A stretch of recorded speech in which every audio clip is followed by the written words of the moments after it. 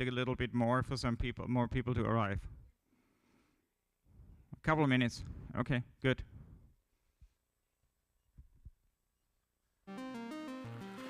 And yeah, hasn't it been amazing being here? I'm so happy. Thanks for all of you for being here.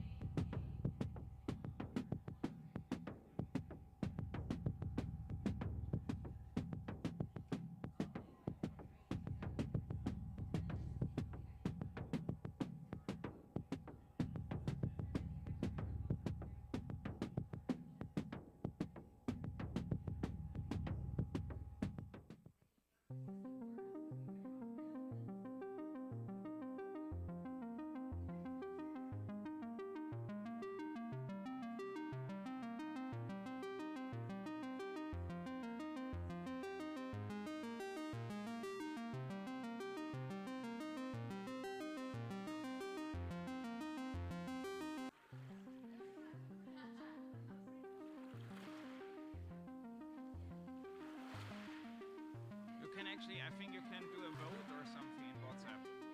Yeah, okay.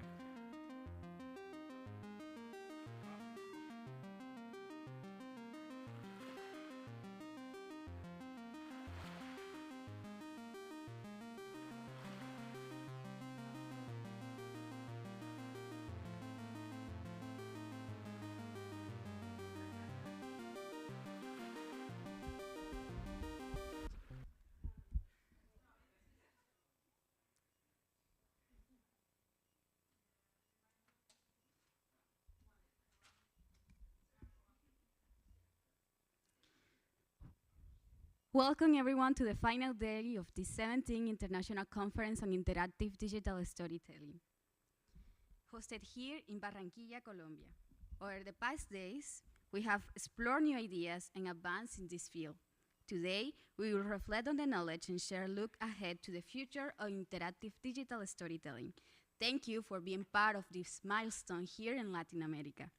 To open this day, we have our last but not least keynote of the conference with Miriam Palosari Eldari with her presentation, Co-Creative Interactive Narrative in the Age of GenAI.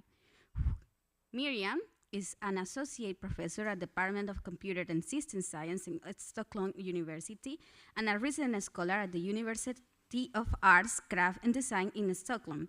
Her research centers in AI-based game designs and interactive narratives with a primary focus on co-creation. She explored how interactors can contribute to games and narratives to reflect on their own existence, discovers new perspectives. Her works span various application areas, including tablespoon stories, making games, and games for mental health. She has worked in the interactive experience since the late 1990s, initially as a game programmer, did her PhD on agendas and narratives in virtual worlds, and was instrumental in a team of scholars which coined the expression of AI-based games in 2011. In this presentation, she will explore on key questions. How valuable are machines in crafting IDNs compared to narratives drawn from human creativity and life experience? What does it mean for construction of stories when audiences are increasingly able to infuse their personal stories, known as bleed, into the narrative? And how can we creatively and ethically use generative AI and co-create fitting representation on human condition for the 21st century? Let's welcome Miriam with an applause.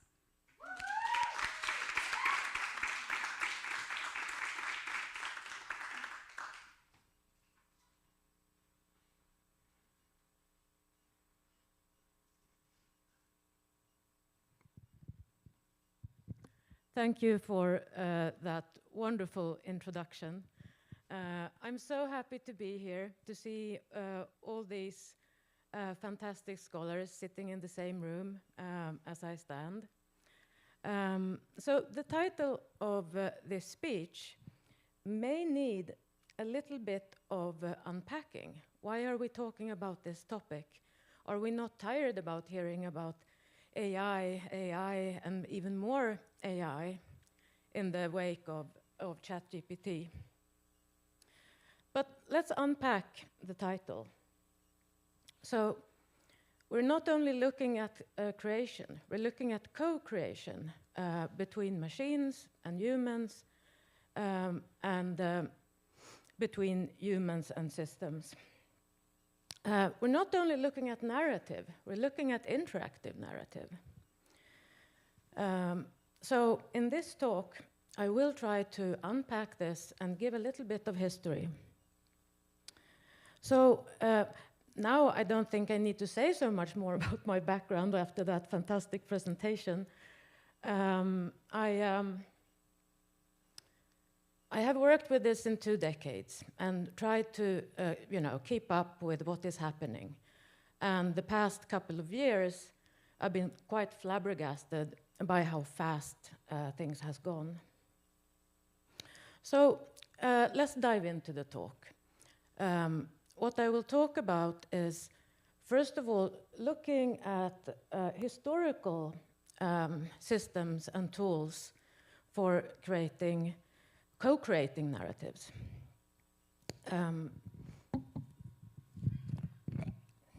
I will look at the tools, what we have at our fingertips now, and I will specifically talk a bit about large language models and how they can be used. Then let's look a little bit at what it means to have artificial authoring. What implications does it have? And how and if we can integrate this into our creative practices. So let's look a little bit on the history. So what we see here are 4 very old systems for co-creating narratives. The divination situation almost always has a systematic background. I Ching, for example, which is a Chinese divination system, you use sticks and you count them. And depending on what happens, you can get one of 64 hexagrams. And these can be used to spin stories about potential futures. Astrology is also an external system that we look at and assign symbolics to, and use that to try to get knowledge where we don't have any. So again, it's a spinning of stories.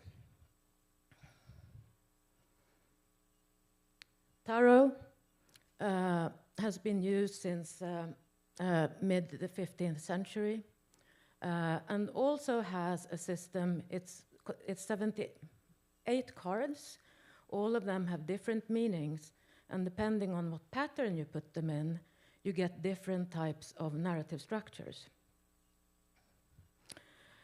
Another ancient technique is called geomancy, which developed in the Arabic Peninsula, where you draw in the sand or have dots in the sand. It's quite similar, actually, to the I Ching tradition, because you form these different patterns and interpret them. So, and the system here, what we have is a dialogue, like between the one who reads whatever symbols there is and who's an expert at this system, and taking the cues from the persons who want to know their potential futures. So there is a co-creation by listening to the one that you do a type of reading for, but also using a sort of system. So co-creation is definitely not new. Generative techniques has also been used a lot by artists and avant-garde, especially with the age of industrialism. Artists and authors used different types of techniques and materials in order to inform and reach for the things in their minds that might not be immediately graspable, trying to get closer to the dreams, to the subconsciousness. And this was also the time when Freud and Jung and others were talking about archetypes and ways to use those. So, for example, it was already then popular to create own card decks with own meanings. This is, I think this is it Magritte? So this is a type of card which has quite large resemblances to tarot, in that different suits have different types of meanings, and those can be used for narration. So it's kind of like by making these card decks, you have like a set of elements that sets the stage. Other types of games was about playing with social etiquette. For example, one game would be if you're going to the party, you're supposed to sleep with a hostess. But if you don't want to, you immediately have to explain why. So then you have to go to the hostess, say, hello, happy to be here, what a nice place you have. I don't want to sleep with you. And then she asked, but how come? And then you need to really explain this.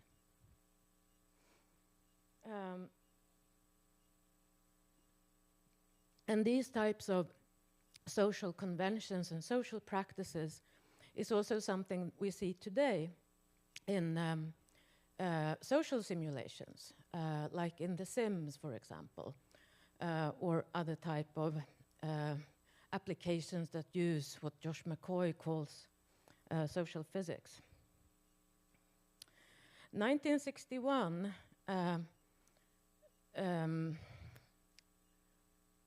this poem was created. It is by Coano, and he wanted to create a combinatorics for making sonnets. And he tried and he tried and he tried. He had to give up because they didn't really hang together. So he went to a mathematician friend of his and got help with how to count that. So this is kind of like these kind of stories that you flip, and they actually make sense. I think, yeah, here is a link if someone wants the slides, I can send them, because I have tons of links in them, to try this kind of sonnet.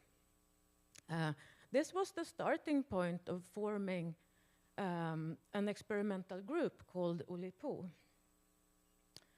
And that is about potential literature. There was also an Italian version of the same variety called Oplero. And so they were playing with the language.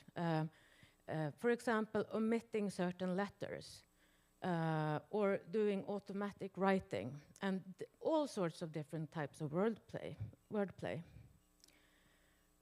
Coano also wrote a story as you like it. It is kind of precursor to hypertext. So would you like to hear the story about the three little peas? You can't, because we're not, we're saying no, because it would take too much time. But again, there is a link there. But then, would you prefer the story of the three big, skinny beanpoles? And if you say yes to that or no to that, it all continues. So let's hop forward, about 25 years here, a little bit more. Then we have the adventure game Zork. It came in 1975. So here we have a type of narrative engine in this tradition that also acts as a spatial mapper. So it can be used for also mapping environments. Another type of co-creative practice is that of role-playing games. Here, Gary Gygax and Dave Arneson used the lore of Lord of the Rings, Tolkien's universe, looking at how things acted, what things there were. There were dwarves, there were all sorts of, I think we all know this universe. This, in turn, was made into the original Dungeons and Dragons. And this is something that we now take for granted, these types of rules. They have become like a literacy, a codex, but it is really coming only from here. So here we also have a tradition now that has been going on for decades about telling stories together using an external rule set. We could call it like cardboard AI. Another type of co-creative aspect is multiplayer role-playing games. A very early one, not the first, is the multi-user dungeon by Trabshaw and Bartle. So this was completely text-based multiplayer world.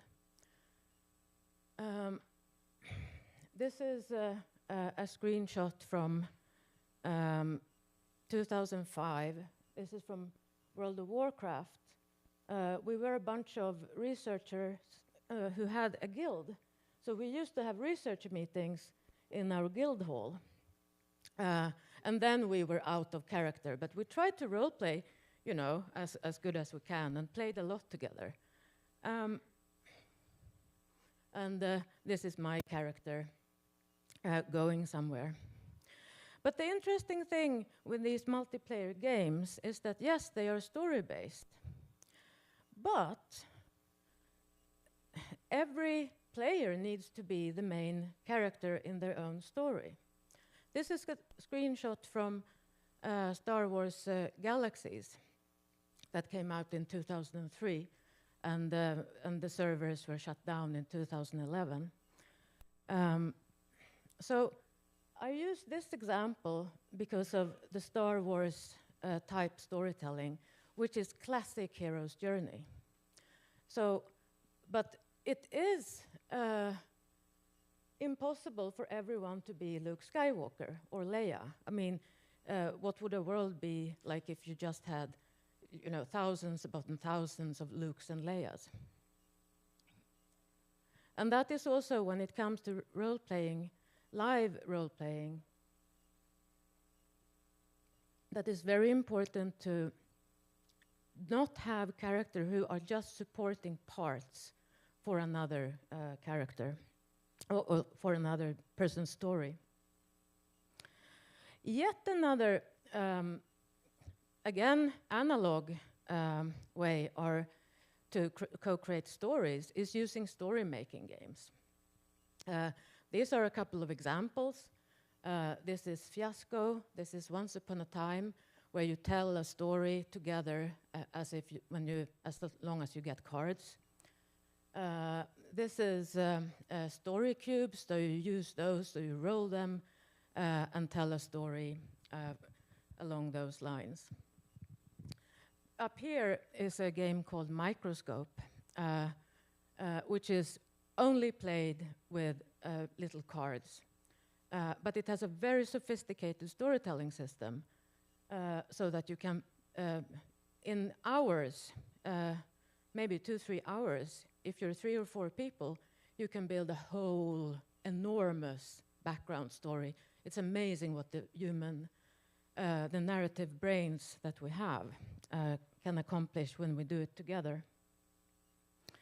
So the last examples that I talked about, MMOs, story-making games, role-playing games, they have something which is called bleed. And that is when the magic circle is broken, or there are gaps in it, the magic circle being the area of play. So what we have, bleed is when things in the real world go into the game world. So, and that can be extremely powerful, because then the meaning of the narratives become personal and more meaningful. This is a screenshot from a game I made. It's an MMO prototype. In it, I had coded an agent structure that gave all characters, including players, moods, emotions, and personalities. I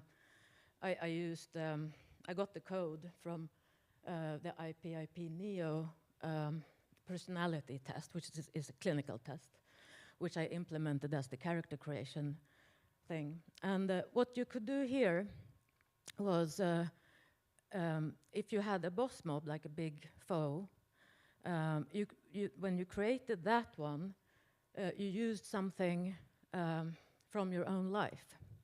Here, in this example, a player has created a manifestation of guilt, the forgotten grandma, who guilt trips and misunderstands on purpose. This is from a playtest, what the players say, because they play in groups and have different, depending on their personality and mood, they have different abilities. So I'll forgive her to oblivion, because that is how you get rid of guilt, forgiveness, at least in this game. And look at how she ignores you. He ignores you. He made me feel so useless. Hold his hand. This was actually from a player who created his math teacher. He had like bad memories from the math teacher.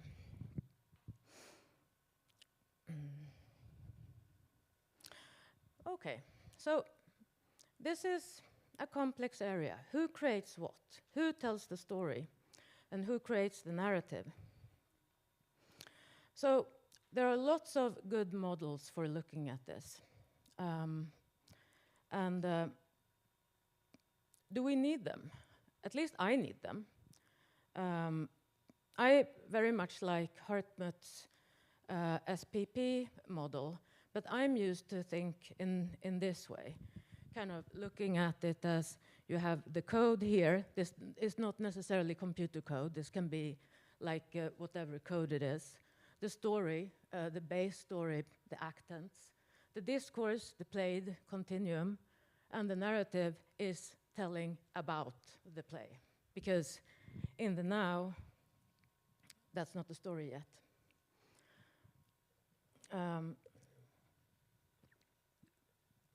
And this is usually here we as interactive designers work.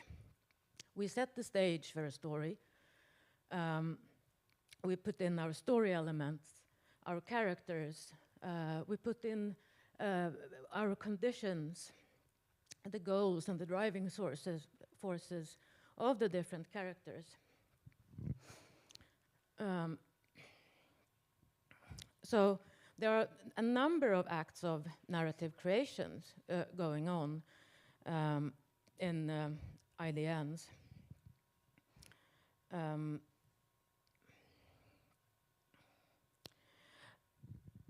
Specifically, not to forget game masters, people who moderate the play. These are the ones who, after the system is set, uses the system and guides the system and steers the story with other players, in case it is a role-playing game with stories. So the designed narrative potential and the played narrative potential, it is a sliding scale. But it is co-created in most IDNs, and especially if you allow bleed into a system. So co-creation with systems can create things that would not exist otherwise. This can also become new things, things that we would never imagine would happen unless we had this symbiotic relationship between our systems and our creative minds. So AI then. Let's go back again. 1952, Turing wrote a paper chess. He called it the paper machine. It was completely on paper, so he had to calculate for half an hour every time he was going to make a move on the chessboard.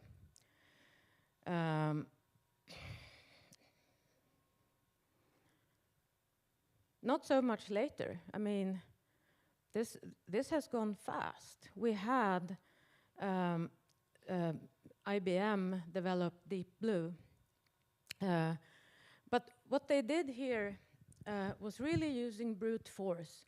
They were using alpha-beta pruning and a min-max algorithm in order to kind of to not have to go through all the potential moves that could happen. But they still almost did the whole thing, like going through the whole search space. But this was, as I said, brute force. It was a specific supercomputer built to do these calculations. 20 years later, we had AlphaGo, who was able to win over a Go master. Then we have a much more sophisticated system. It was a combination of machine learning techniques and tree searches, and using an algorithm that became very popular after that called Monte Carlo tree search, which looks at probabilities for certain ways to be successful. And it's like a very kind of advanced convolutional network in AlphaGo, 12 layers. So that was, again, I mean, it's only 20 years after. And this is, I mean, this was an amazing feat. But, okay, so let's say we have all these cool algorithms, deep searches, but this is zero-sum games. What does that mean for story creation? What if everything that we did had to be, and especially if we co-create, if that would have, I mean, the branching factor is just mind-boggling. So having an AI create an IDN is a very tall order. I mean, AI can create stories, it can generate stories, but linear stories. Like actually the first thing was again on paper, 1928, Plotto. We had Tailspin in 76, which did create stories, but the stories were not so enjoyable. So it was a super complex system, but that created very simple stories. This is later called the Tailspin effect by Noah Wardrip Fruin and Brutus. Now this has gone on, but these didn't really catch on because the results were not compelling until now. I want to quickly mention something called procedural content generation, because this is something that is used a lot and can be used a lot in making stories and games. So basically what it is things that make things, like a speed tree creates tons of trees, or making lots of different varieties of quests. This technique has been used since the 80s and has been used in many big games. So it is industry standard to use this because you can control the inputs, the outputs, because you know exactly what things can be created and how. Because, yeah, you have this control. When it comes to ML, you can't. This is a little example of a game, or like a little a tarot-based narrative generator I did together with Anne Sullivan and Mike Cook. So the ontology we used here was the tarot card deck. And we used an existing data set that was free to use online. We were thinking about, okay, what kind of structures do we have? I mean, in tarot, these are just a little sample of the different tarot structure stories. But we decided to make a tragedy and a comedy and have a spread of 5 cards.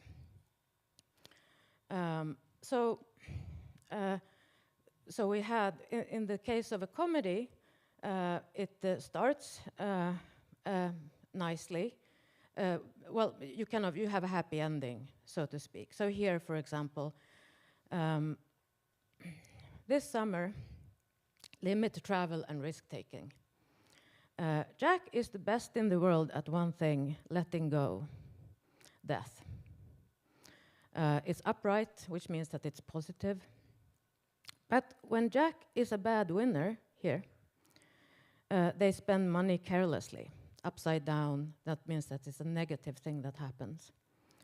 Now it's up to their best friend Jill, here, the magician, to do the right thing, and in doing so, help Jack break out of old habits, the tower resolution. And the tragedy has like the kind of opposite structure for that. So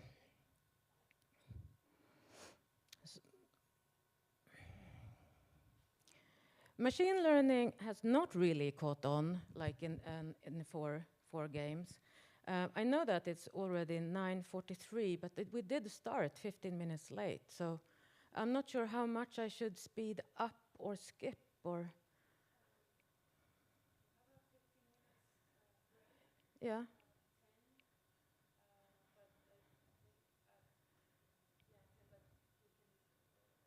Can I? Yeah, because I prepared the 45-minute speech. So, yeah. So then, without further ado, I go on. Machine learning is all about labels.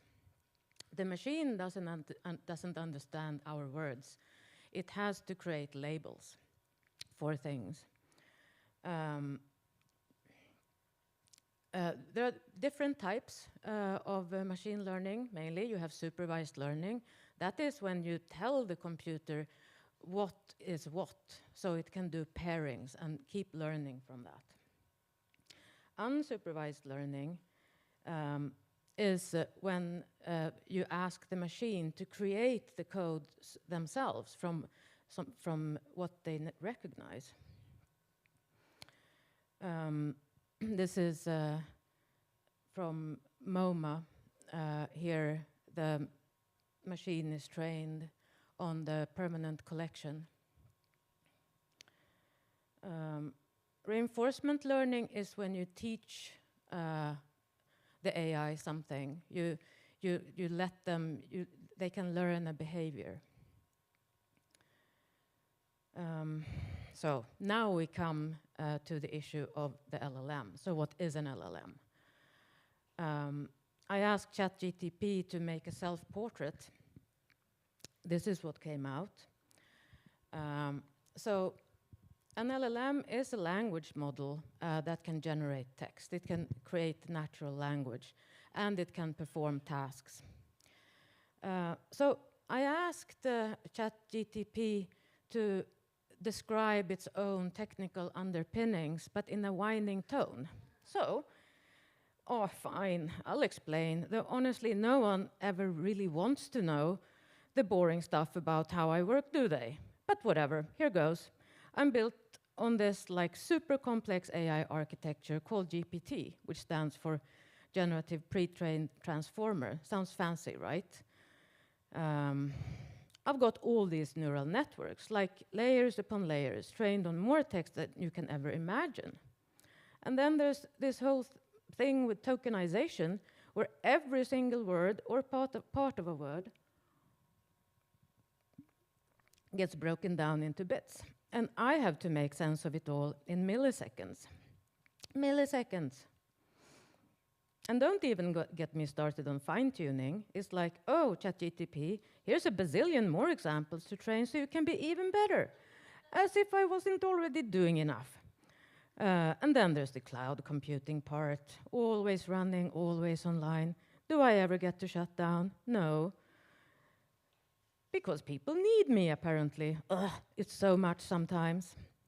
So that is kind of the underpinnings of how ChatGPT works. But let's be clear about one thing. All these bazillion amounts of data means that what comes out is vanilla, because it is an aggregation of everything. And whatever everything bias is in this data, that also goes in there. But now let's talk about specifically what LLMs can do for the narrative designer, those which are available off the shelf. So what can actually help in the craft? Yesterday, Hartmut presented a paper that Hartmut, me, and Jonathan wrote this summer, where we did a huge benchmarking test. We identified different tasks that would help in the everyday work. For example, creating dialogue trees, making character descriptions, making static images as illustrations, making videos, doing a narrative progression from scratch, scaffolding, events, conflicts, like define conflicts, and more. So the results of this, LLMs, we tested 4 LLMs, ChatGPT, Claude, Copilot, and what was the 4th one, Hartmut? Gemini. Just checking that you're listening. Yeah, anyway, so what we found was that LLMs are really good at ideation support. And it can also be very educating if you're trying to learn the craft. It could make plausible historical scenarios. And here, since it's fiction, we don't care about if it's not true, because we can never be sure that an LLM says facts or truth. But when we do fiction, maybe that's not that important. What it was not good at, where it really failed, was in interactivity. And as I said, it's a very tall order, because interactivity, each one causes a multitude. The branching factor, again, is enormous. So multiple choices can be done, but only if you tell the finite number of them. Then it can calculate. So, I mean, what we found was, yes, it can help do some things.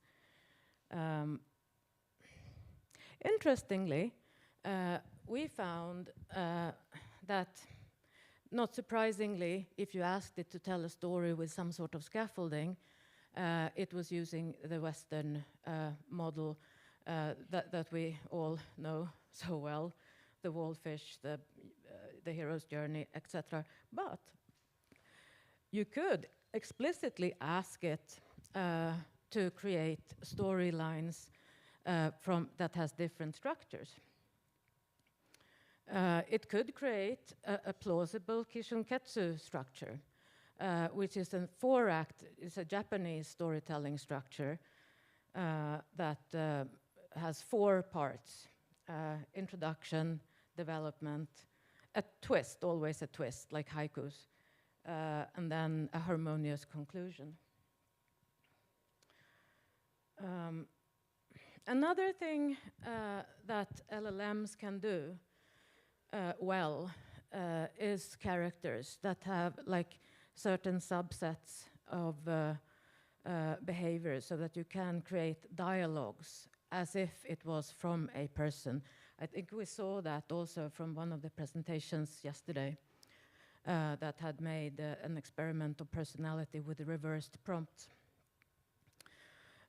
So these can be done. However, the whole meta thing, you need to build that separately. At Square Enix, they are right now developing a quite advanced meta AI system that puts together all the different systems in order to govern the whole game. But they actually don't use LLMs.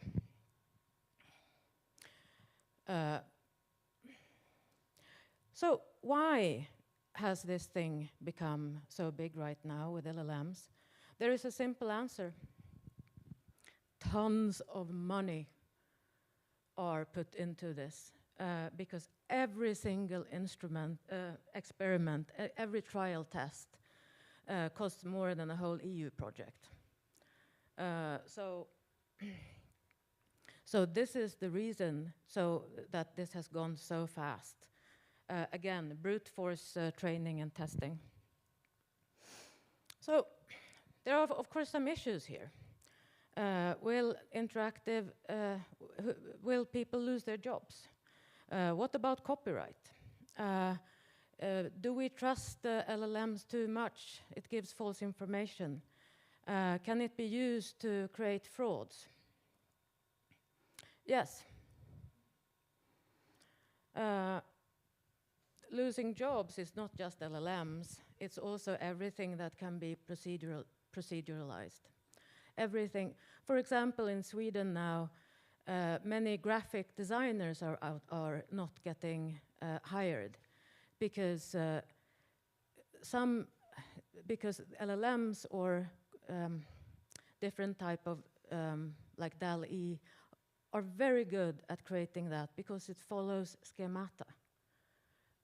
Like there are rule sets for how these things are. So could it create a romance plot novel? Yes, it could. Could it write 100 Years of Solitude? No. There are copyright issues because, and this is also the reason why large game companies do not use that. Is there too much trust? Yes. Can it be used for frauds? Yes.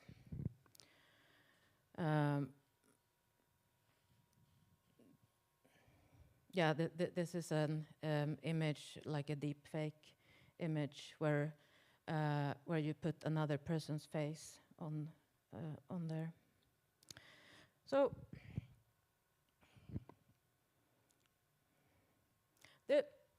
you know about the concept of aura.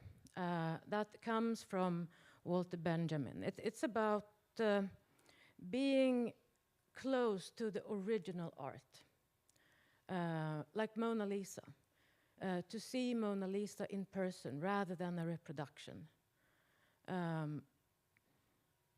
Here is a picture from the Louvre. I went there, stood in the queue, where like it was packed. And what we did, all of us who were there, we looked a little bit, and then we took a photo, but our own photo, because we had been there.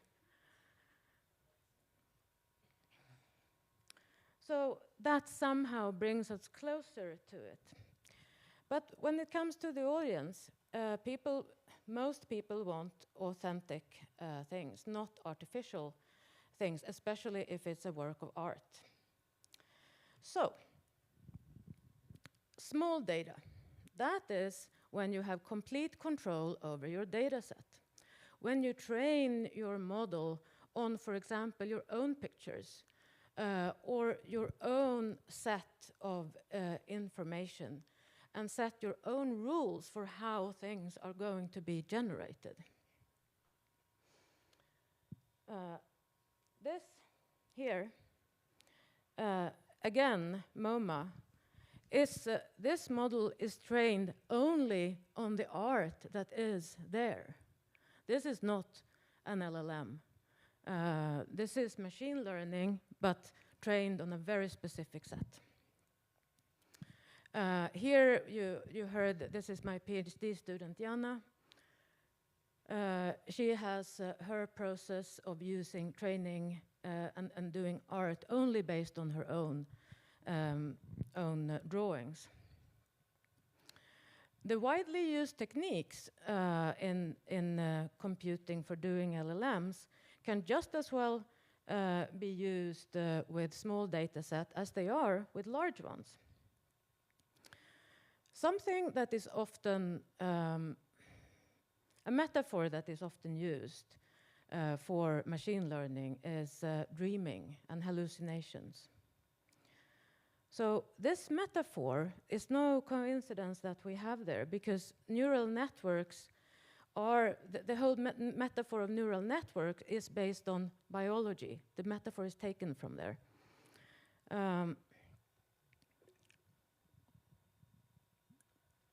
And the output comes from learned patterns. So we have, for example, associative thinking in LLMs. We have latent space exploration. It goes deep into places in a data set that you might not explore yourself. So it has a kind of subconscious-like behavior. It has gone very fast. The creators of ChatGPT-4 claim that it shows sparks of general intelligence, or artificial. It's called AGI, and that is what it is an AI that can adapt to new situations and solve problems. Like, for example, Deep Blue is really good at chess. But Deep Blue wouldn't like perform so well on a date or be able to create a shopping list. So AGI is like the holy grail for AI, and we're kind of getting there. But something that is also very important when it comes to this is to be aware of the nightmares, because the data set governs what comes out. In 2016, Microsoft released a Twitter bot called Tay. It was supposed to be a teenage girl who you could talk to as a friend. She was only up and running less than 24 hours because there was a storm of dialogue with her that made her into a complete racist in just a few hours, because then she learned and said the things that were told to her. This was not what was intended, so down it went. So remember that we talked about the surrealist movement. So this kind of hidden wisdom that the surrealists were looking for, that is quite similar to how an LLM works. It has so much data that it has gathered. I mean, and that also means that the big data, when it comes from all over the place, they are showing all the cultural, sexist, and racist biases that we have. Small data, likewise, will show the artist's or the author's own biases. That will shine through in that it becomes like a personal expression of what the person is while making the data set. So this is something that people who create things need to be wary about their own process too. Because when we create, for example, when we draw, we often kind of shut down the language center. And if someone talks to us, we're kind of grabbed out of it. And when we solve math problems, yet we're in another kind of set of consciousness. So my advice is to, like, when using LLMs, make sure that it doesn't destroy your creative process. Kind of go into it. Find a way to use it that gives their own flow. And that was my final words.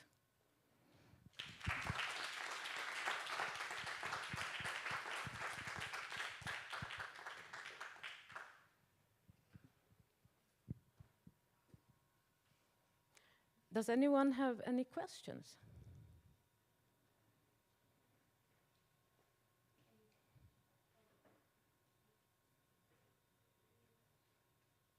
Any questions for Miriam? We have a question in the room.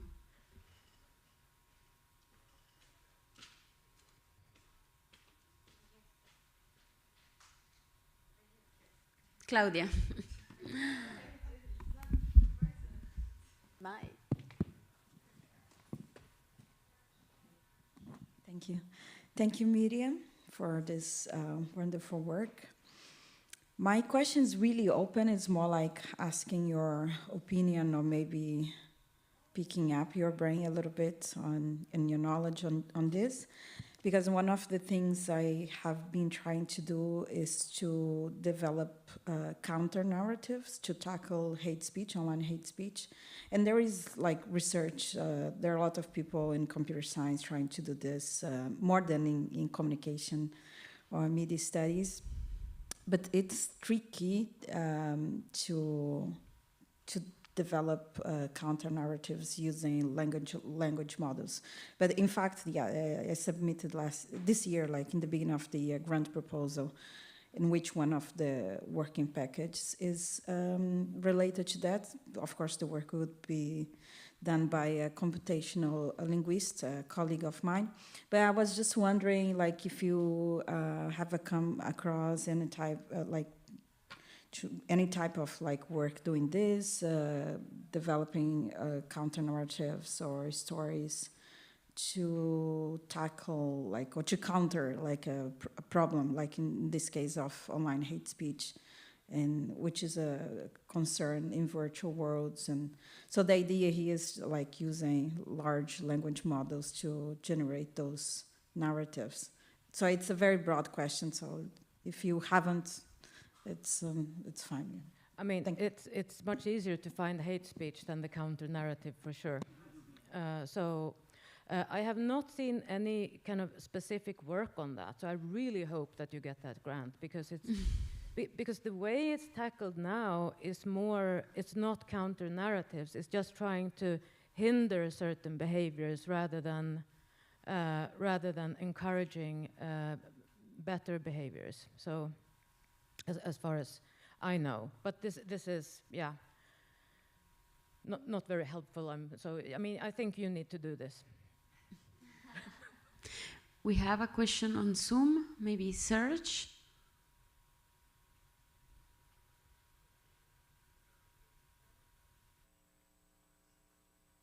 Hi, Serge, you're muted.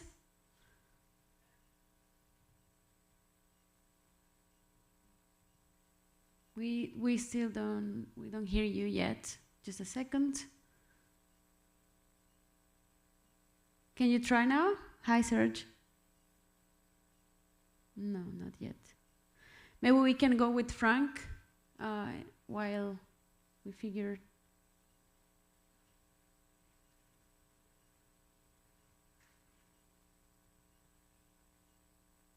Oh, hi, Frank. No, we don't hear you, so. Perhaps if they type the question. Yes, you can also write the questions, yes, while we figure what happens with the volume. Okay. It's here. Okay, hello. Hi, Frank. Now you can hear us? Yeah. Yes. Very good. Then Serge first, because he had the first question. Okay, thank you, Frank. Can you hear me? Yes. Yes. Okay. Hello, everyone. Hello, Maria Cecilia. Hello, Miriam. Thank you very much, Miriam, for your talk. I wonder if we could not find another word, another term than co-creation to overcome the anthropocentrism attached to the notion of co-creation. What do you suggest?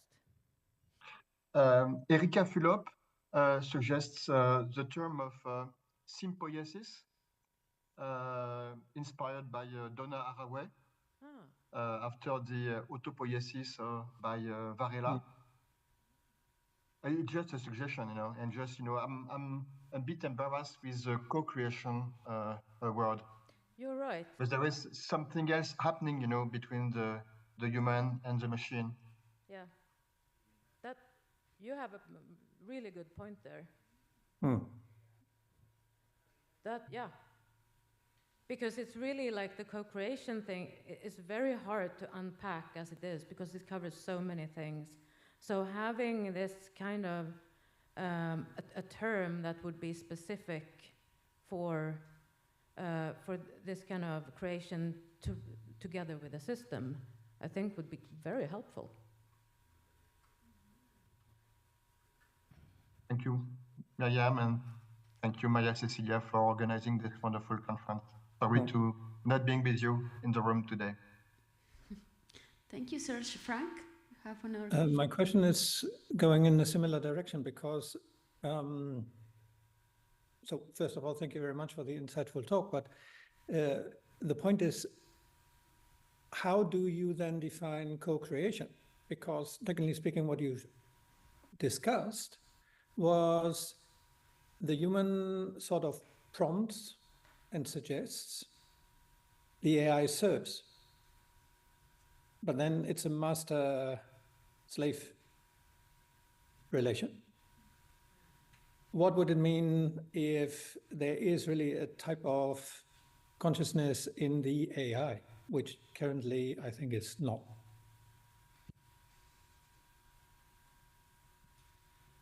So I think that we do need better terminology because, just as Serge was saying, because co-creation is a very broad term. I mean, we could talk about mixed initiative creation. I mean, that is more specific towards machines.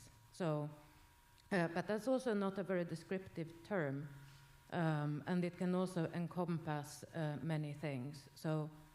And it's usually kind of used when you have AI system that assist with the creation, like in an iterative manner. And that is not really what we're talking about when it comes to interacting with a system that can co-create, like can be used for narrative creation. So I agree there. I think we need to do something about this. I mean, now that I hear your answer, I'm thinking of this master-servant relation seems to be always there. And so, because you also stated, and at the end, that designers, authors have to be aware that the system is not taking over their thinking. Exactly. So, at what point, or how would we have to teach designers then actually that they understand that they not transfer from the master in the slave role? I see what you mean, and you also mentioned machine consciousness, which of course will be impossible to measure or gauge, since we hardly know what our own consciousness are. So it's really kind of a tricky question. I have a couple of students actually who are looking at looking at people's attitudes to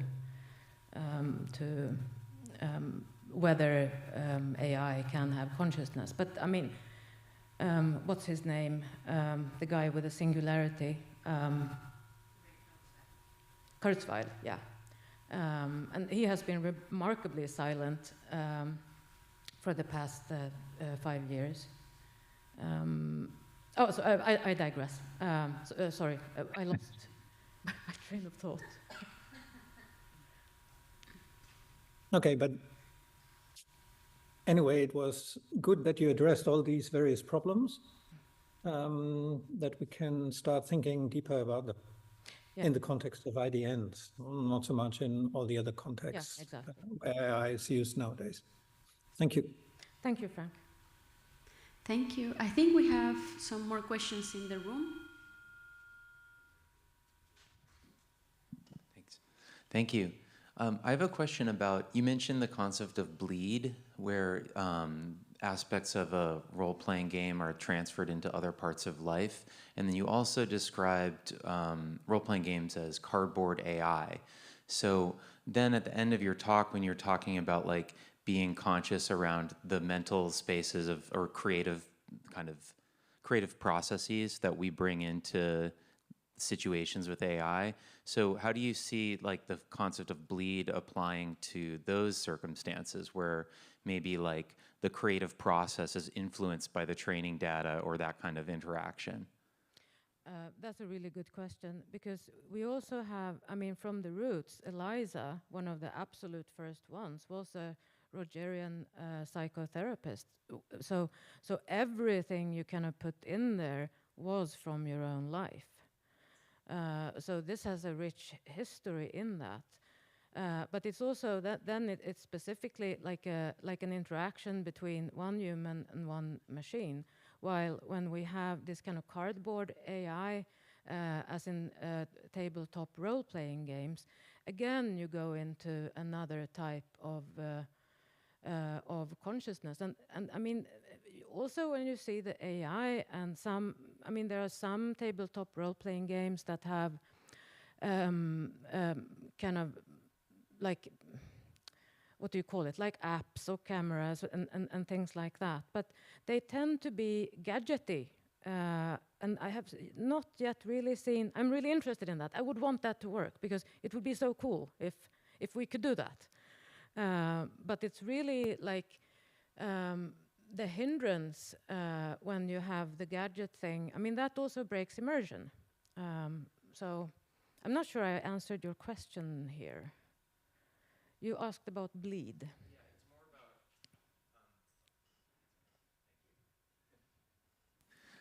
Yeah, I mean that's interesting as well. But I was asking about like how the like applying the concept of bleed to describe the creative interactions with AI that you were talking about at the end of the talk. Right. I think for that, if you have an own LLM, like for example, the big LLMs, they don't take in new knowledge. Mm-hmm. The latest data that ChatGPT has is from October 23.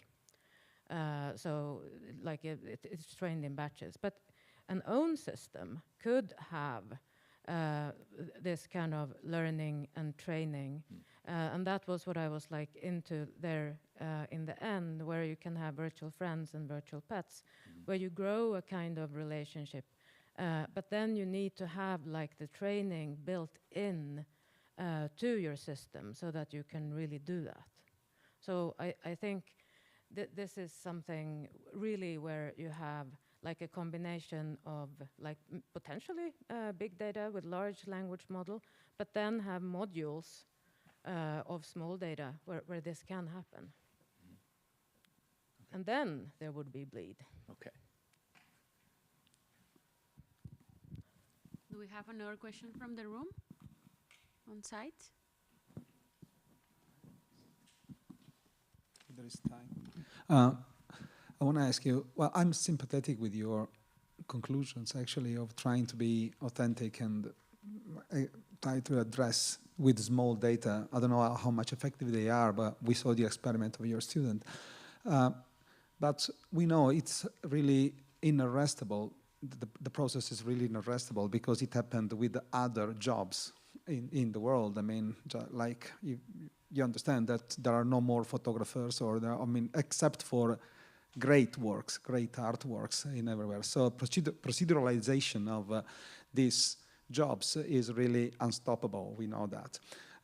So maybe what I want to say is that even if I'm very sympathetic with your approach, and I would like to see that, but how can we try to Well, I believe that it is co-creation because I believe it's very blurred, the border between who creates and who co-creates. Well, I don't know who contributes to that, but we see it in the credits of any artwork every day. There are many fights about that. I mean, so what is a good, your ideas about a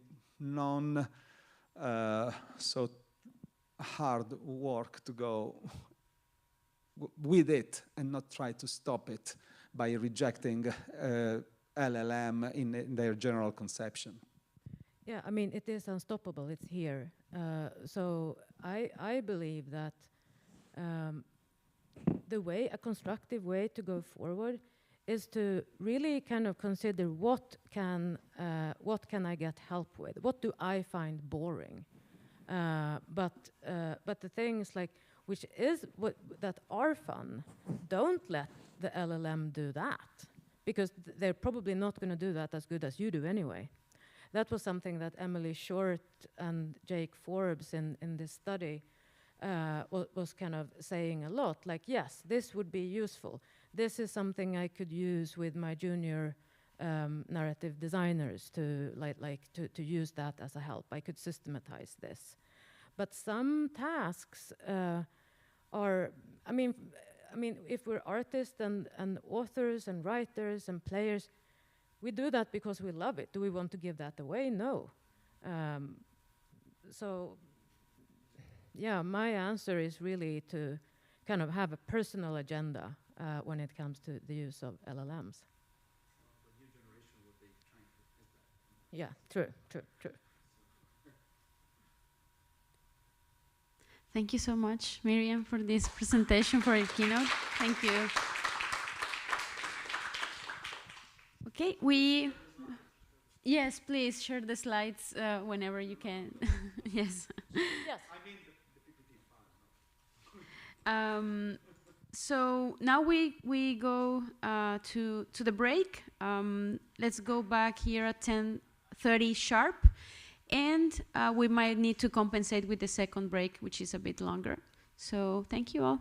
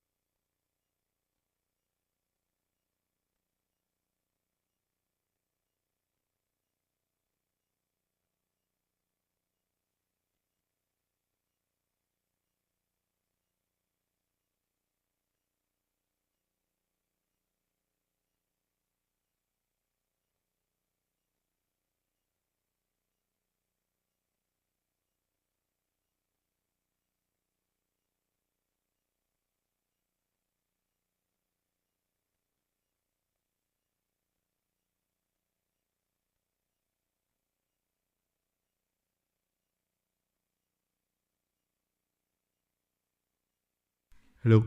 Yeah. So we're having now our session number 7, titled Virtual Worlds, Performance Games, and Play 2. So we're having 3 presentations. All of them will be online. First presentation will be Navigating Sexualization, a thematic analysis of sexualized character design in modern video game narratives, by Nobi Hasser, Sophia Anderson, and Miriam El-Adhari. Emotional believability of non-playable game characters by Therese Johansson and Miriam El-Adhari. And Wildwood, Black DH, Adventures in Southside Chicago World Making by Elizabeth Maurice Alexander. So let's start with Navigating Sexualization, a thematic analysis of sexualized character design in modern video game narratives. Welcome to our presentation about our study Navigating Sexualization, a thematic analysis of sexualized character design in modern video game narratives. The authors of this paper are me, Sophia Andersson, and me, Zenobia Hazer, and we are both bachelor students at Stockholm University. Our second author is Miriam El-Adhari, who is a lecturer at Stockholm University. Our study is based on our bachelor thesis and consists of a thematic analysis of 2 modern video games. There are 3 main components of sexualization that our study focuses on. Sexual objectification is defined as the separation of people's bodies, body parts, or sexual context from their identity, and treating or viewing individuals as tools for others' pleasure, with their value primarily based on physical or sexual attractiveness.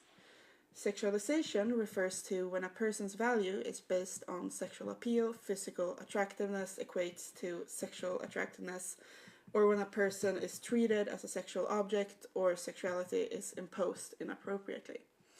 Lastly, sexual empowerment is a multifaceted process where individuals feel and express control, autonomy, and independence over their sexual identity and actions.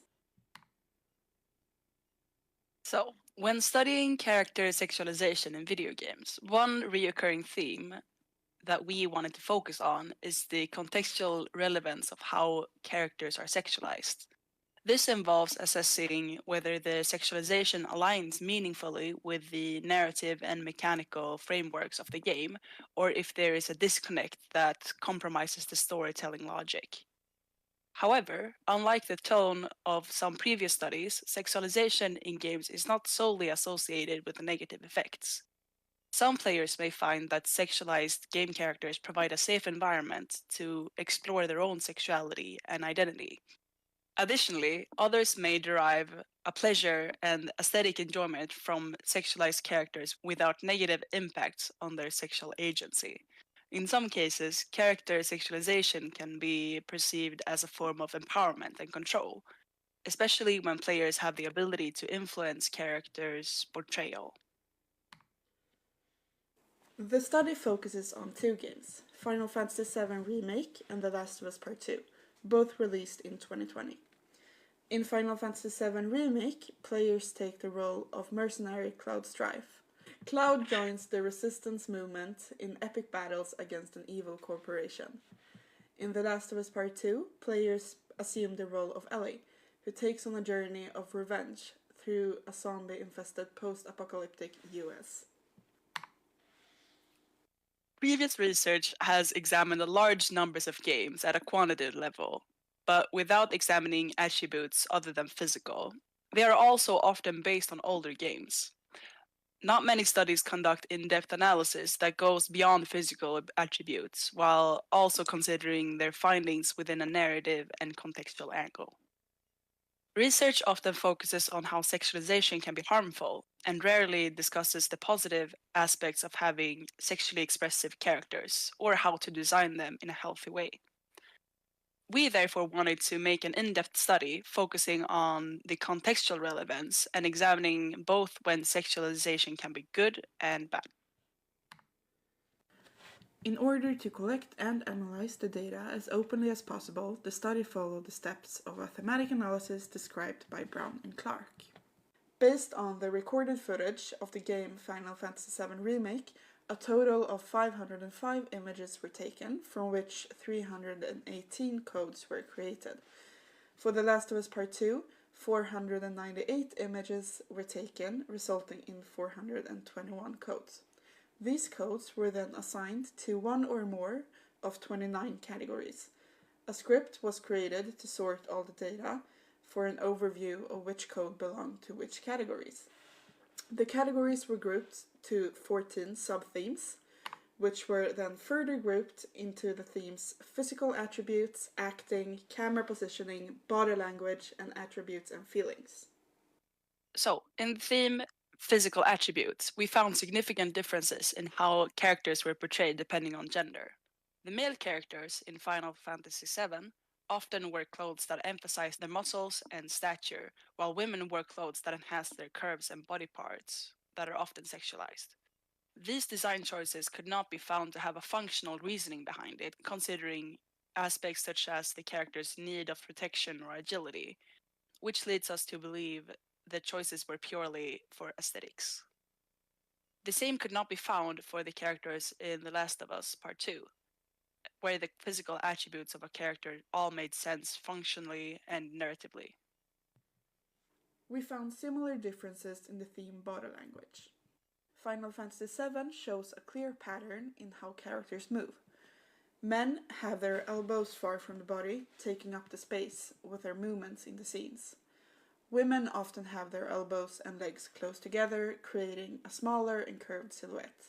The Last of Us Part 2 does show differences in body language, but these differences seem reflective of individual character traits and dynamics rather than generalized sexualization based on gender, as seen in Final Fantasy. Furthermore, unlike Final Fantasy, where sexualized body language extends into gameplay and conflict scenarios, The Last of Us maintains distinct character movements primarily within the narrative context. In the theme that focuses on the camera, we found that both games use camera angles that focuses on specific body parts. These angles could be motivated by highlighting emotional responses in a character or a narratively important detail. An example of this is in figure 16, where the camera angle focuses on Joel's mouth to emphasize his singing to Ellie, and the lyrics directly relate to Joel's parental feelings for her. However, in Final Fantasy, we found multiple examples of where the camera focuses on a character's thighs, lips, butt, or breasts that weren't relevant to the ongoing scene. Another pattern we found in Final Fantasy VII was the use of camera angles looking up or down on a character to emphasize their dominant or confident traits or vice versa. Characters who are viewed from below can be perceived as more dominant or confident, and when the camera looks down on a character, it can be motivated by portraying characters as more submissive or considerate. Now over to types of sexuality and intimate expressions in the game. So, both games serve as a platform for discussing and challenging societal norms surrounding sexuality and empowerment through their narrative and thematic exploration. The portrayal of sexuality in Final Fantasy VII contrasts with the one in The Last of Us Part 2. In Final Fantasy, sexual expression remains implicit. This aligns with the game's PG-16 rating, restricting explicit sexual content and likely influencing the absence of visible violence. The Last of Us Part 2 portrays sexuality and intimacy more explicitly. This distinction is facilitated by the game's PG-18 rating, which permits the portrayal of both violent and sexual content. Moreover, Final Fantasy occasionally portrays the characters in ways that aligns with the theories of sexual objectification. Characters like Jessie may exhibit behaviors where their actions fluctuate between assertiveness and submission based on their interactions with others, particularly the protagonist, Cloud. This portrayal can be interpreted as denying autonomy, where their personality seems subordinate to their physical attractiveness and the desires of others. In contrast, The Last of Us Part 2 integrates sexual intimacy into its narrative without compromising characters' autonomy or subjectivity. Scenes involving Ellie and Dina are contextualized with their relationship's development, contributing to the characters' depth rather than reducing them to objects of sexual desire. This aligns with the concept of sexual empowerment, where their characters confidently navigate their sexual identities and interactions. Dina's assertive expression of her sexuality and Ellie's reciprocal engagement in their intimate moments exemplify this empowerment and emphasize their mutual consent and control over their sexual experiences. Moving on to sexual expression in relation to the game world. In Final Fantasy, sexualized characters generally do not experience different treatment within the game's cultural context.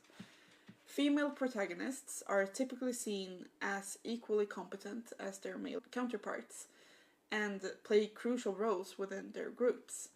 Their abilities are respected and their decisions are rarely questioned.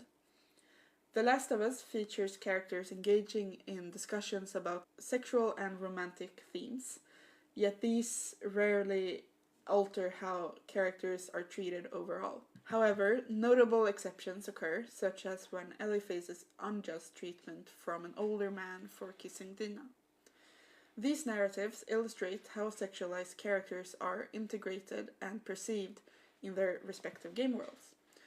Final Fantasy tends towards an egalitarian approach where sexualized characters, especially females, receive similar respect and capability as their male counterparts.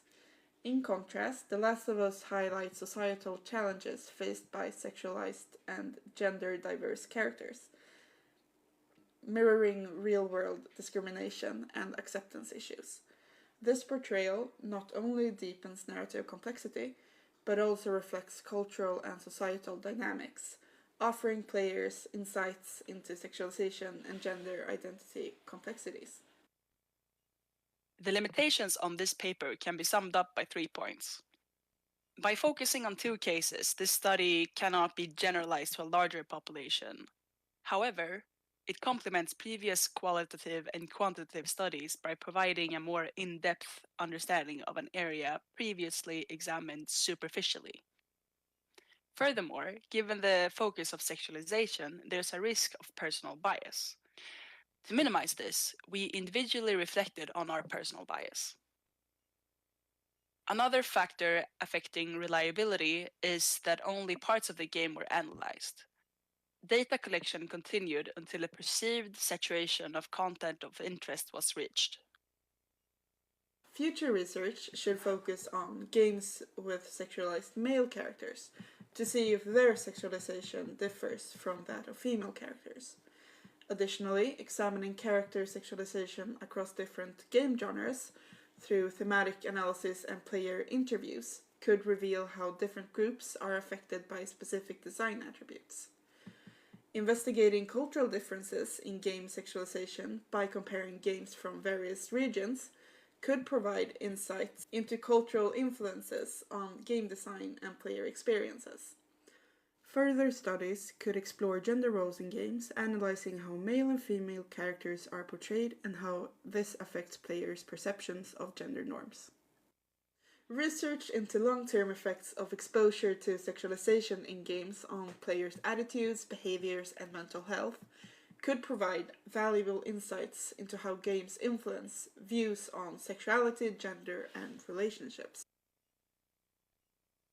To conclude, both games illustrate how sexualization can amplify feelings of objectification or provide a safe space for exploring identity, depending on the context and the individual player experience. The study's findings highlight the importance of considering narrative contexts and the player's engagement in understanding the effects of sexualization in video games. And that's it. Thank you for listening to our presentations. Do we have any questions?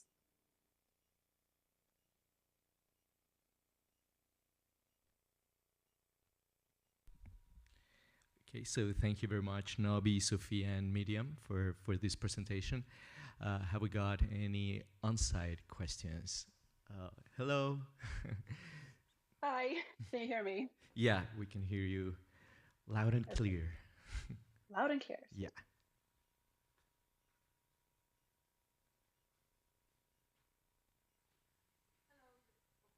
Okay, do we have any questions? Yes, yes.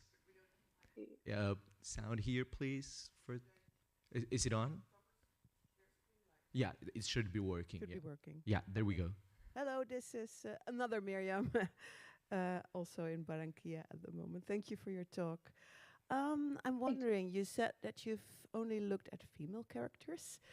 Final Fantasy Remake has a very famous scene somewhere, I don't know, in the middle, when Cloud has to dress up as a female, being very much objectified and sexualized. And I understand you've only looked at females, but can you sort of think a little bit aloud on where that would fit in your analysis?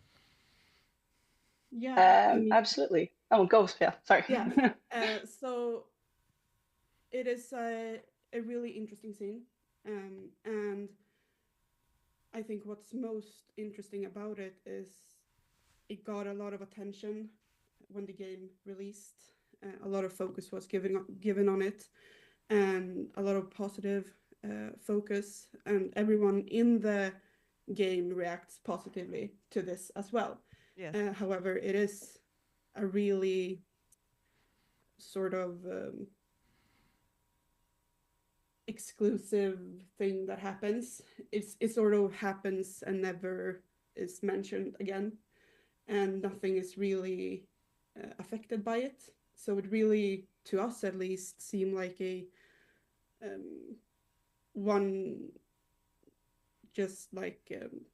instance of something that isn't really representative of the rest of the game, I would say. Okay, thank you for your answer. Do we have any other on-site question?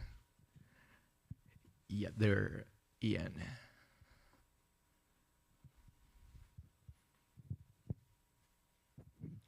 Thank you for your presentation. I just wanted to ask if you thought that if the differences in kind of romance approaches changed sexualization, like in Final Fantasy VII Remake and Rebirth, romance you have multiple options for romances versus The Last of Us 2, which is a singular, only a singular romantic partner.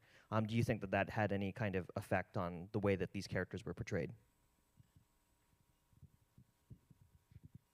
That's a really good question. I think that it's kind of hard to compare the both of them because we talked about it a little bit, that in Final Fantasy, the focus is when it comes to like relationships and so on, they are still very like PG, and it's very different to the approach that they have in The Last of Us, and where the relationship kind of starts out as like something that's still very sexually like charged, and then it turns out and like develops into a relationship later. So I definitely think that there's I would say that it's very different like approaches of how they express sexuality, and in like the context of having in like sexualization. So I think I think it's very different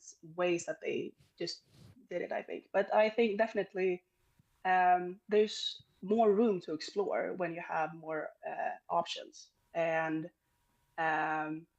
but in the end, I think it's a little hard to compare the two because they have so very different like focuses. Where in The Last of Us, it is more like explicit, while in Final Fantasy, the focus is more on romance. Yeah, but I do think if also that answers the question. There is a point in having more options in your romance. It may lead the people that create the character designs to perhaps make everyone more sexualized because you have those options. Yeah. Okay, any other on-site question? Maybe online? Yes. We have one online question. Oh, it's Jonathan there. Hi, everyone. Hello, Jonathan. Hello. Long time no see. Yes. Thank you, Sophia. Thank you, Zenobia. And congratulations. I know presenting a paper in a project is an exciting experience. Yeah, it's very fun. Thank you. And in fact, my question is related to this. Basically, this morning, a student of mine delivered her mid-project Viva. And her subject is very similar to yours, but it's about romance. So she's not looking at the sexualization part, but at romance in games. It seems to be a very avoided subject. And she is trying to use AI to see how it can build a romantic relationship with NPCs and how that influences engagement and presence. My question is very not specific, but maybe strange. Would you have any recommendations as a student to student? Would you have any recommendations on, how to go about the project? Oh, that's a big question. I think that the easiest thing would be to try to keep the scope small, because I feel like that is a very, very big area to explore, and to make it very specific. I think that's something that we definitely had a lot of trouble doing in the beginning, because we had to cut down our scope a lot. So I think that's probably the biggest thing, and especially have a very specific question. What do you say, Sophia? Yeah, because Anything to add? these kinds of questions, something that we really experienced while we did this was that it very easily snowballs into something bigger. It's really not an isolated thing. Everything is connected to something else. And so even though you think that your scope is really small, it probably really isn't. So yeah, that would probably be it. Don't be afraid to cut it down midway even. We did that. Yeah. Multiple times. Yeah. And I think just to add as well, I think if the student would kind of choose what kind of angle that they wanted to explore, if it is going to focus more on a player's perceived its satisfaction or something like that, or if they want to keep it more objective or something like that, we had to figure out that a lot as well, because it's very easy to go into things that are very subjective. And I think it's easier if you choose from the beginning what kind of angle we want to go with. Thank you so much. And congratulations again. Thank you. Thank you. Okay, thank you. So I think we can close here. Thank you very much, Sophia, and Nabi, and Miriam.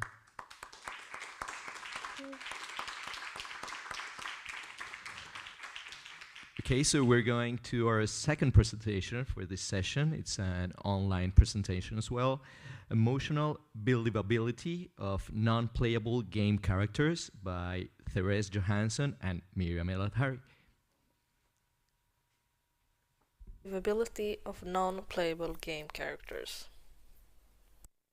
First, who are the authors of this paper? There's me, Therese Johansson, a bachelor's student, and Miriam Palisari-Adhari, both from Stockholm University. So, about the paper. First of all, I would like to mention that the paper is based on an earlier thesis work from this year by me, Therese Johansson, and Özge Alkan.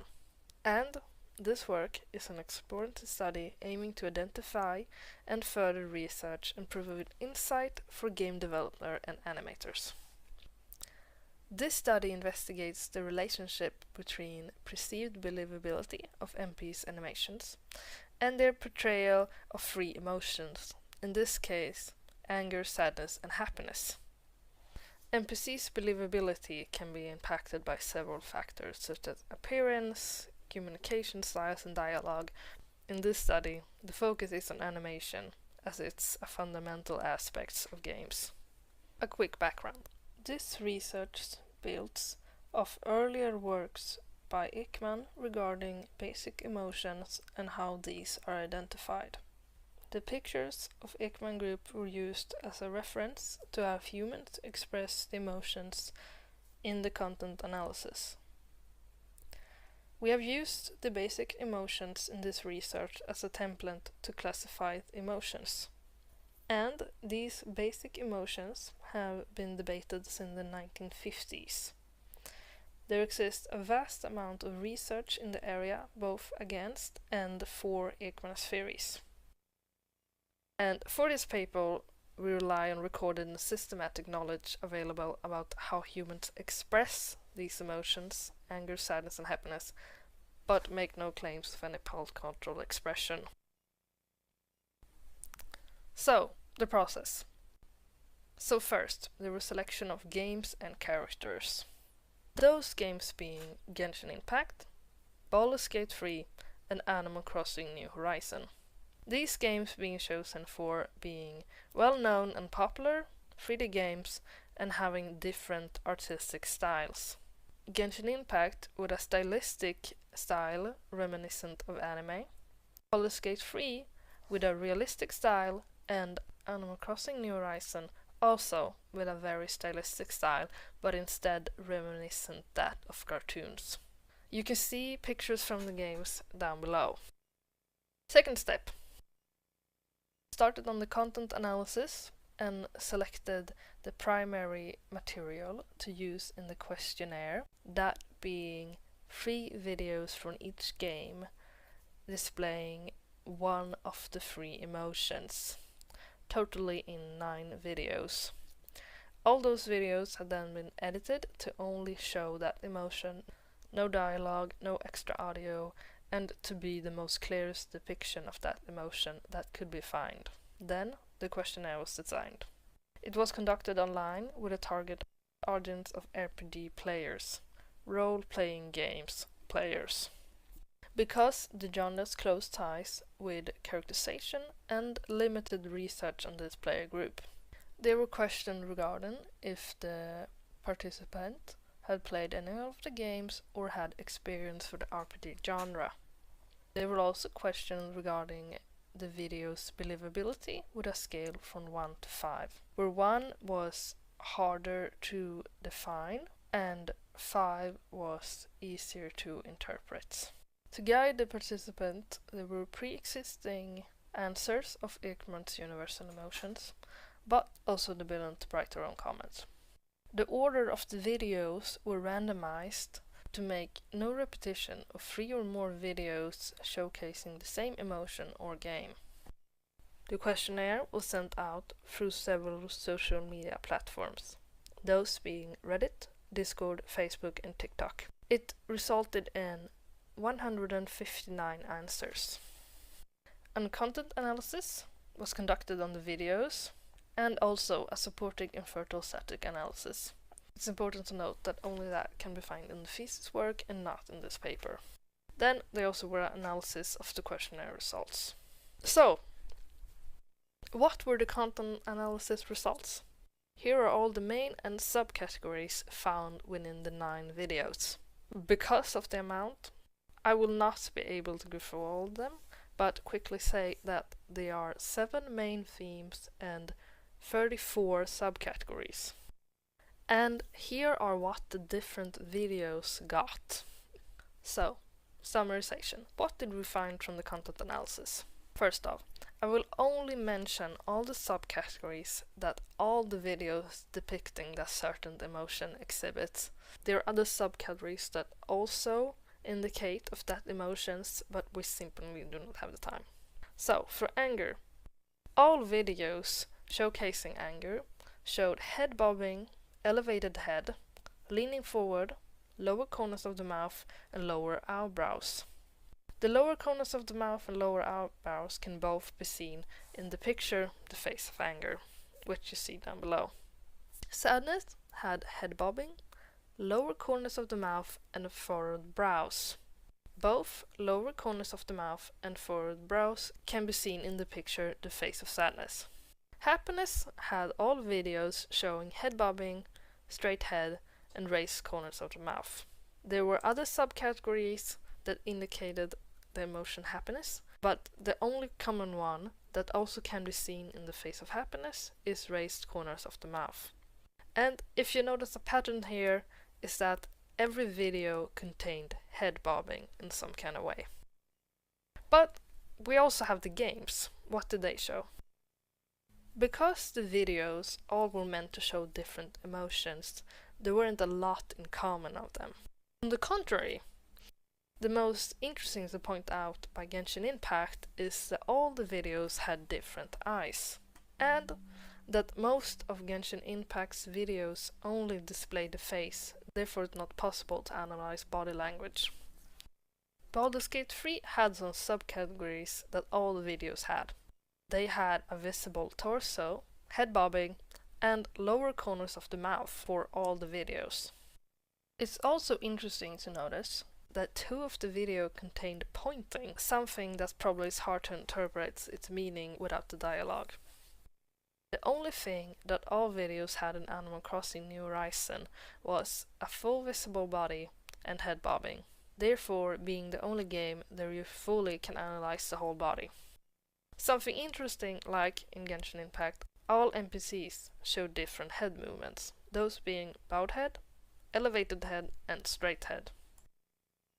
Animal Crossing had 7 subcategories under the theme facial movements, while the other games had 12, and only 1 subcategory had repetition, that being lower corners of the mouth.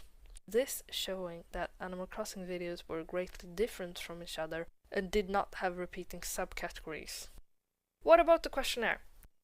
Quickly, I just want to show this regarding the 2 questions I talked about earlier.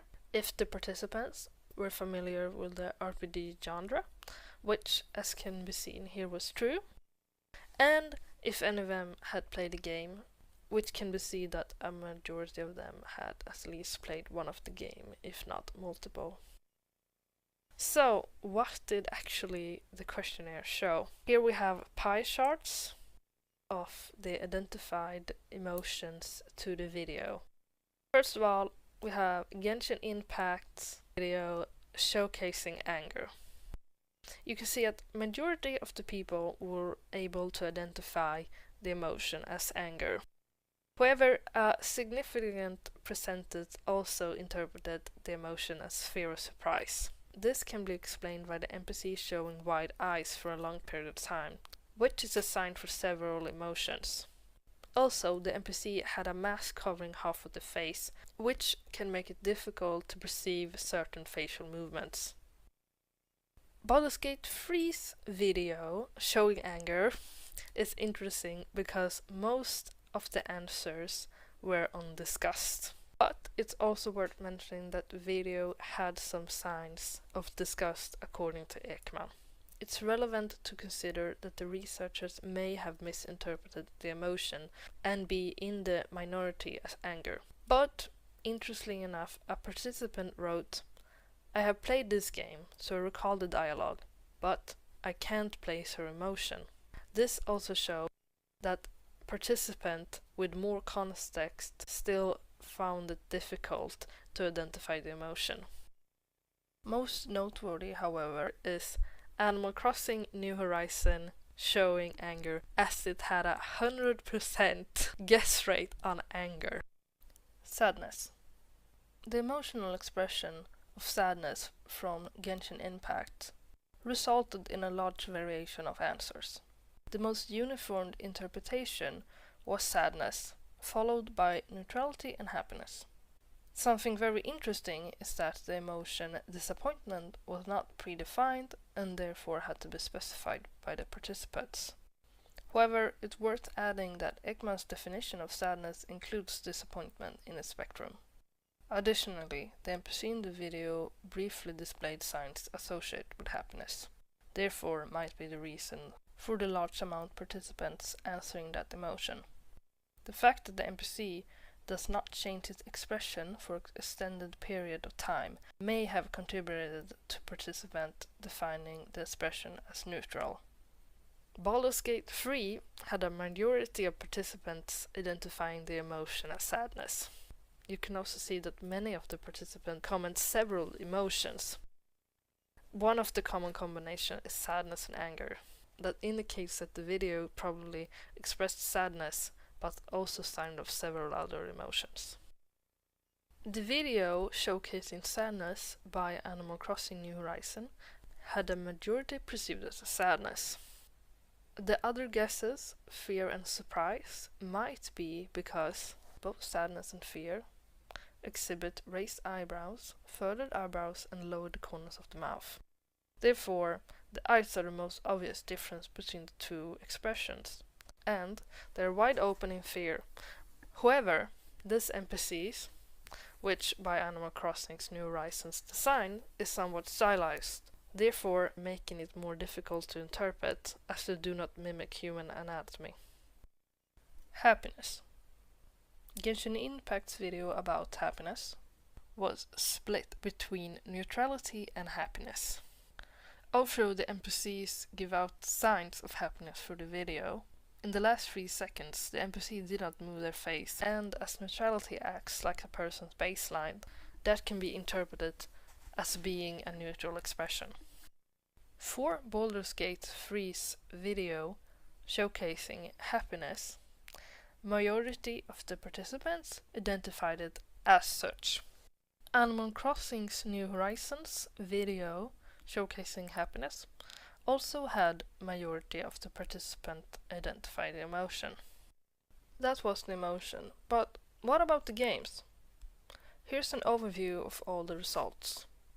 If you look at the games, you can see overall that Genshin Impact had a harder time communicating to the audience the intended emotion by having 2 videos that were the most splintered. Sadness, which have an overall minority even for being the most answered, and happiness, which are less guessed than neutrality.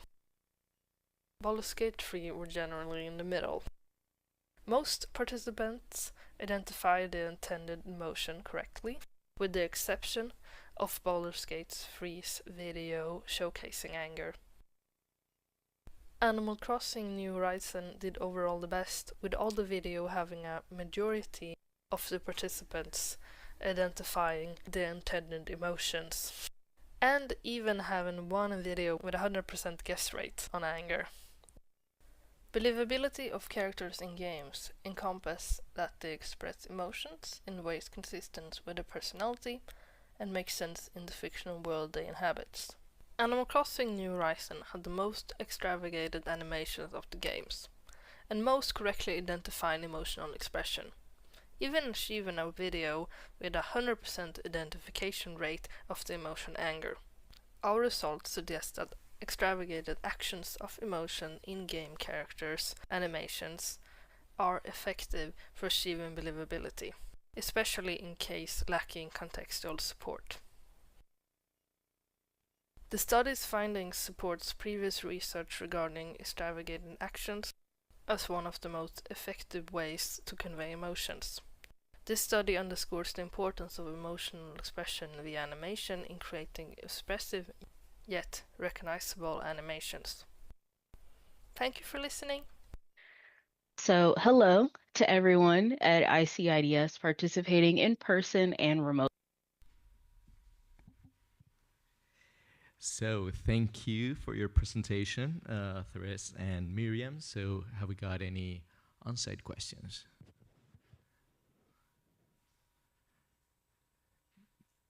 Yep.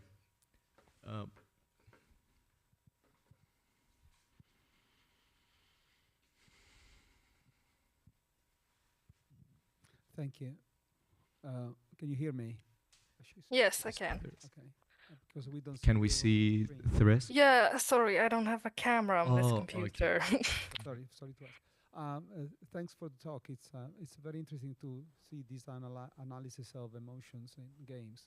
I want to to just know, because maybe I was watching at your paper, but maybe you said it's very difficult usually for people to classify emotions, especially the non-extreme emotions, like that have there are many classifications, but the high standard emotions for negative or positive are very easy to recognize, while the others are not. So I didn't get if you made a sort of a control group to understand if their vocabulary of emotions for participants was so effectively in control, because sometimes people are very unable to recognize some of the expressions, and maybe they tend to go to some extreme results or some neutral stuff. I mean, sometimes it's very difficult to understand. To answer your question, we did not have a control group checking the emotions. We tried the emotion that shows happiness, sadness, and anger, tried to choose more extreme, though clearly, to hope convey to them and understand the emotion. I hope that answers your question. Any other on-site question? Online maybe? No? Okay, so I would go with a question. There were two concepts you mentioned in your presentation. One was intended emotion, and then it was contextual support, which are kind of related, because it's hard to know the intended emotion of the author, and it's related to the context as well of the author. So I was wondering if you had any struggles in defining that concept of intended emotion, and how did you solve it throughout the way? Yeah, that was very hard, and exactly what we tried to research here, because having a context like dialogue or similar usually helps a lot with what the author, or in this case animators, try to intend. And we always battled kind of like if we misinterpreted what they were trying to intend. And a lot of that was when we tried to find the material. We looked at the dialogue, and usually, like one video we had, someone got proposed to, and we felt usually the situation we took, it was very clear that they were trying to express a certain emotion for that moment. Like if you get engaged, you're probably happy. Then we felt that character tried to express that emotion and took those moments just to be sure, but as seen in the result with Baldur's Gate 3, a majority felt something else for that moment, and then you start to wonder, did we misinterpret it, even though we had more context than the participants that answered. And that is just the very hard question, because these are animations and emotions, and they often try to show the players a certain emotion, but it's really hard to know if the player can identify their emotion and pick that up. Yes. Okay. Any other questions? Okay. Thank you very much, Therese and Miriam, for your presentation. Yes, thank you. Goodbye. And we're closing session number 7 with another online presentation, Wildwood, Black DH, Adventures in Southside Chicago World Making by Elizabeth Morris Alexander. Hello to everyone at ICIDS participating in person and remotely this year. I'm so sorry that I cannot join you in person as scheduled, as I'm dealing with some health issues this week, but I'm glad that the hybrid format allowed for my participation still. I'm Elizabeth Maurice Alexander, a faculty member at the University of Maryland College Park. And even though I am pretty new to the specific subfield of interactive narrative design, I'm really excited to share with you all some of my work in this space coming from my background in literature and digital humanities. So in this lecture today, I will discuss Wildwood, an experiment in virtual Black feminist future world building through interactive digital narrative design. This narrative work in progress reimagines a neighborhood on the south side of Chicago through an Afro-solar punk futurist lens, using interactive digital narrative to explore what would happen if this neglected and underserved neighborhood sealed itself off from the rest of the city and transformed into an ecological utopia. So I will discuss Wildwood's game mechanics and technical elements a bit toward the end of the talk, but I'm really interested in discussing an exploration of the cultural, theoretical, and aesthetic basis for this piece, taking up the conversation in progress within interactive digital narrative, considering narrative change as a form of social justice. Not simply a fun place of escape. World building through interactive digital narrative, I find, is a very effective strategy for collectively envisioning and growing new futures through play. This illuminates the possibilities of digital narrative world building for little inner city neighborhoods like Greater Englewood, Chicago, the location at the heart of this narrative. So, Greater Englewood is the Southside Chicago neighborhood where I'm originally from and where much of my immediate family still lives. The neighborhood's dominant social cultural narrative, its world origin myth, if you will, is one of violence, trauma, and destitution. This is a narrative unfortunately believed by many outsiders who encounter Greater Englewood through sensational news stories that have been amplified by tyrannical politicians like the one coming back into office as justification for totalitarian policing. Even if you've never heard the name Greater Englewood, I'm sure you've encountered a story of violence from the neighborhood or another like it. Really sadly, this story is also believed by many insiders who, even though they have a much more complex relationship to the to the neighborhood, we learn the same story of ruin from the media, reinforced by our experiences of neglect and disinvestment. And it's very easy to forget about the real beauty and possibility that resonates in the space as well, as you see in this example from Grow Greater Englewood, a activist organization in the neighborhood. This is their space, and this is a piece of art in their space. Um, when stories of self and community are at risk of becoming subsumed in service of continued exploitation, political, social, whatever it may be, I find that interactive narrative then becomes a critical practice of play. When it comes to world building, power is play, just as play is power. In the political power of play, excuse me, Adeline Coe writes that, quote, to reimagine the world is to create the potential to change it. Play is, in brief, serious business. To play is to imagine. To imagine is political because it allows us to envision a different order, a different system, a different way to separate economic resources and power. Playing through world building translates dreams about what society could be into temporary virtual realities, asking participants to imagine how they might reach that world and how they would live once they got there. As a world building tool, interactive digital narrative crafts a space for a player/reader to, quote, shape the narrative, their movement through a given world, through, quote, their choices, actions, and interactions. This offers a really uniquely engaging reading practice on the digital page, but offers a way for unfamiliar users to play through, quote, a counter narrative by presenting a different perspective on socially relevant topics. These features empower interactive digital narratives as a means for sharing perspectives and experiences, enabling self expression for all of the different actors involved, which engages the player reader in the process of imagining and constructing a new world alongside the author. So Wildwood has drawn inspiration from many places, digital humanities and interactive digital narrative, as we just heard in those examples. But this project really, seeded itself, rooted and sprouted in the dirt of Black digital and experimental methods, popularly known as Black digital humanities or Black DH.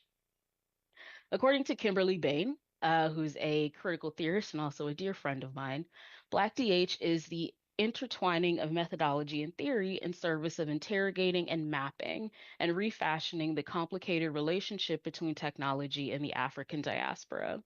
It is, quote, a call to study how we read, how we think, and how we become invested in anti-Black systems of thinking, knowing, and producing. This practice involves using and understanding technology in relation to and in service of Black self-narrative, Black community recreation, and Black world making, often through collective effort.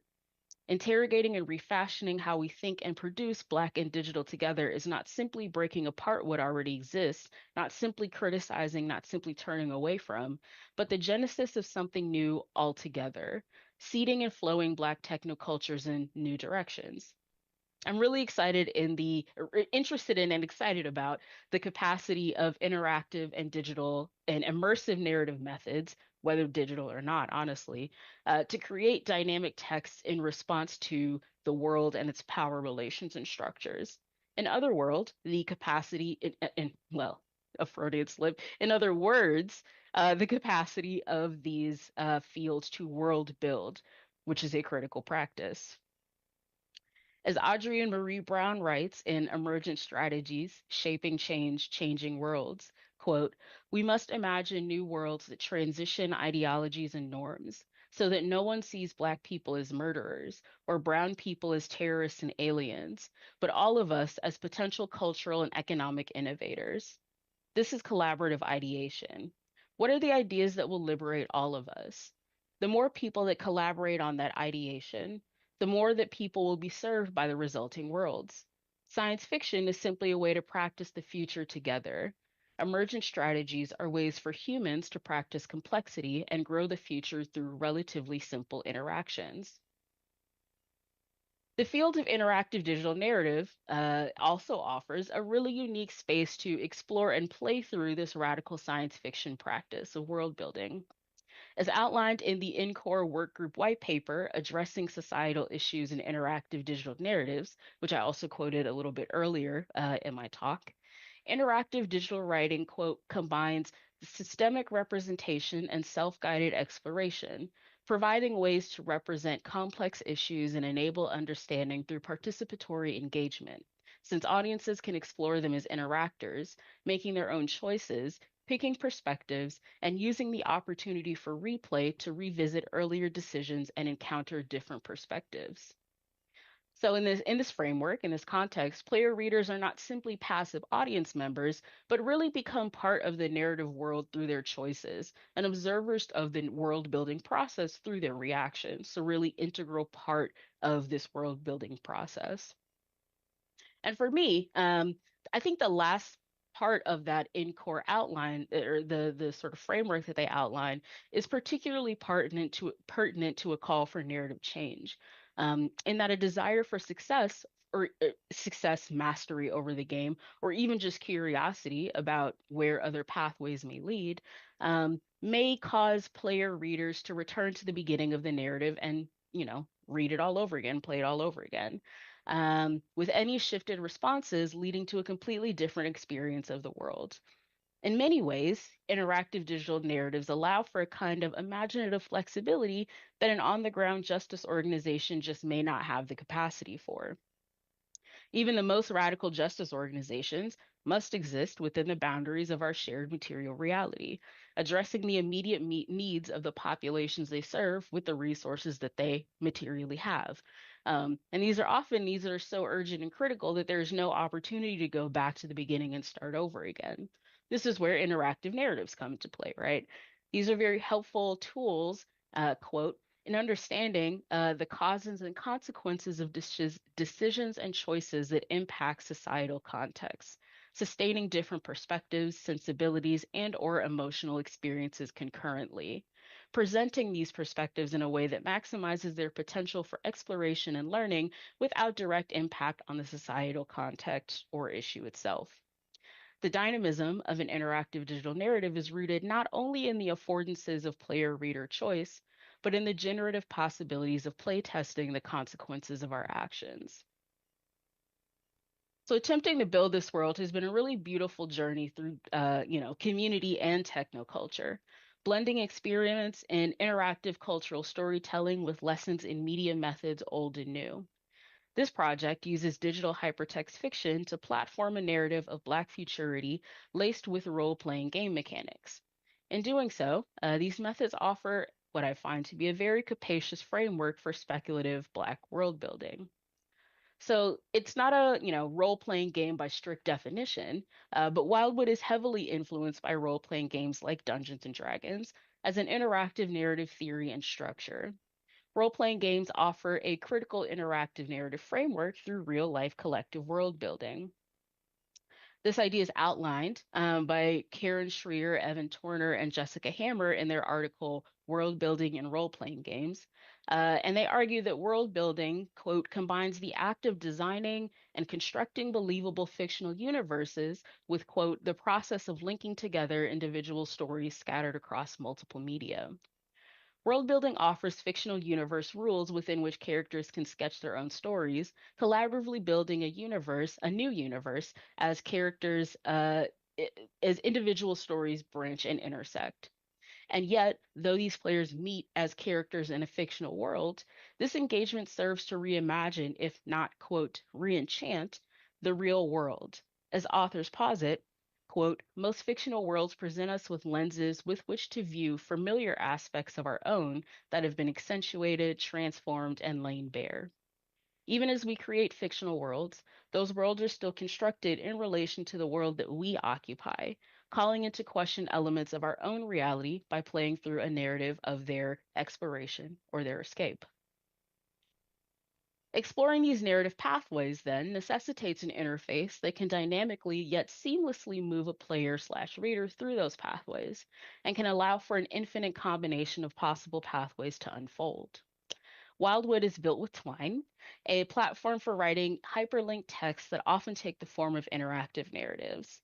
It's a really unique writing and content management system, and I find that it's a very powerful platform that can be impactful at any development scale and ability level.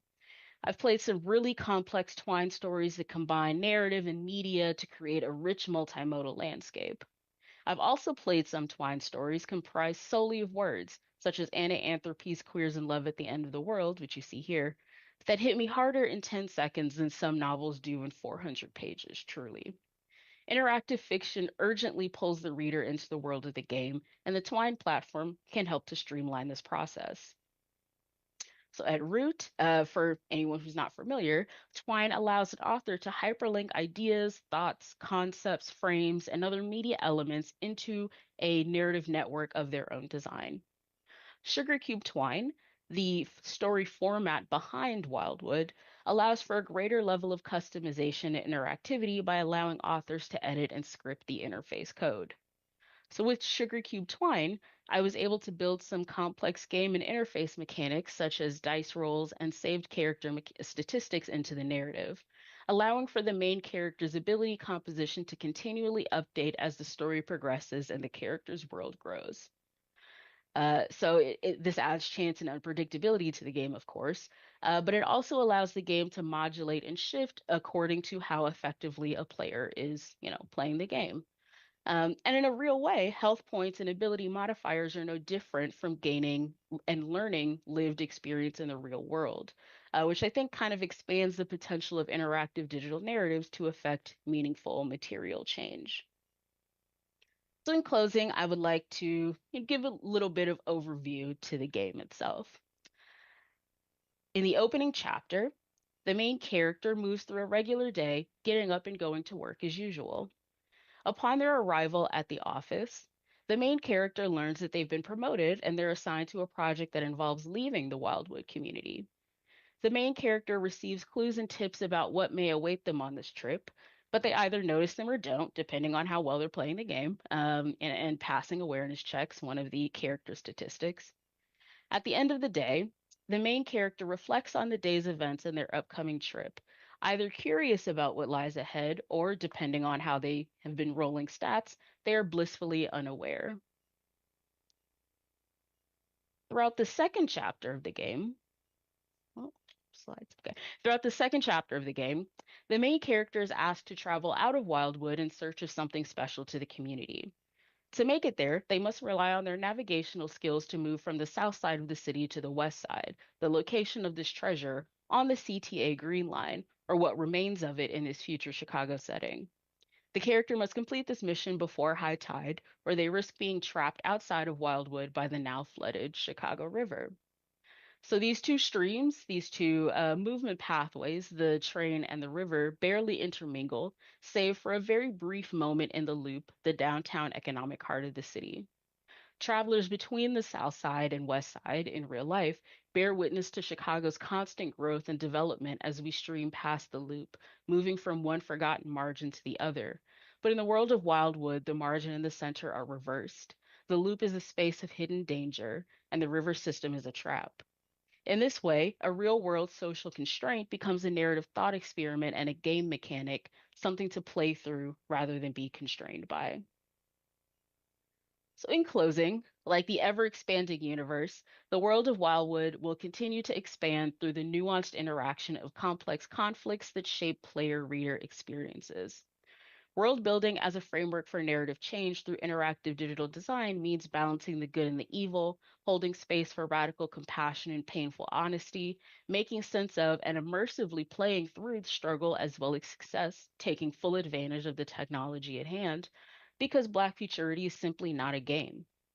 Even if Greater Inglewood is not a sort of eco utopia in the future, though, as you see here, the Inglewood Nature Trail might beg to differ, one example of rewilding in the community. The survival strategies that arise from building an interactive narrative around Black speculative futures are critical to imagining a radical Black public that can realistically and holistically sustain present and future generations. And this is really critical work, and I'm excited to be, doing a very small part of it and excited to share a bit of that work with you. So thank you for listening to my brief comments, and I welcome your responses.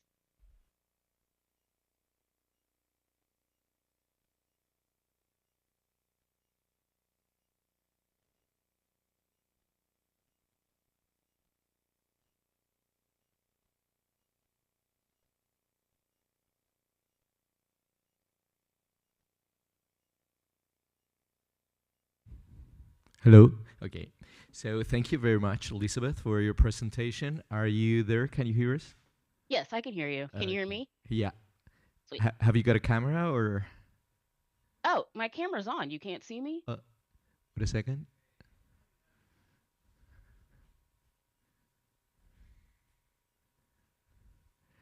In the meantime, are there any on-site questions? Okay. Diamond. Hello, we can see you now. Sweet.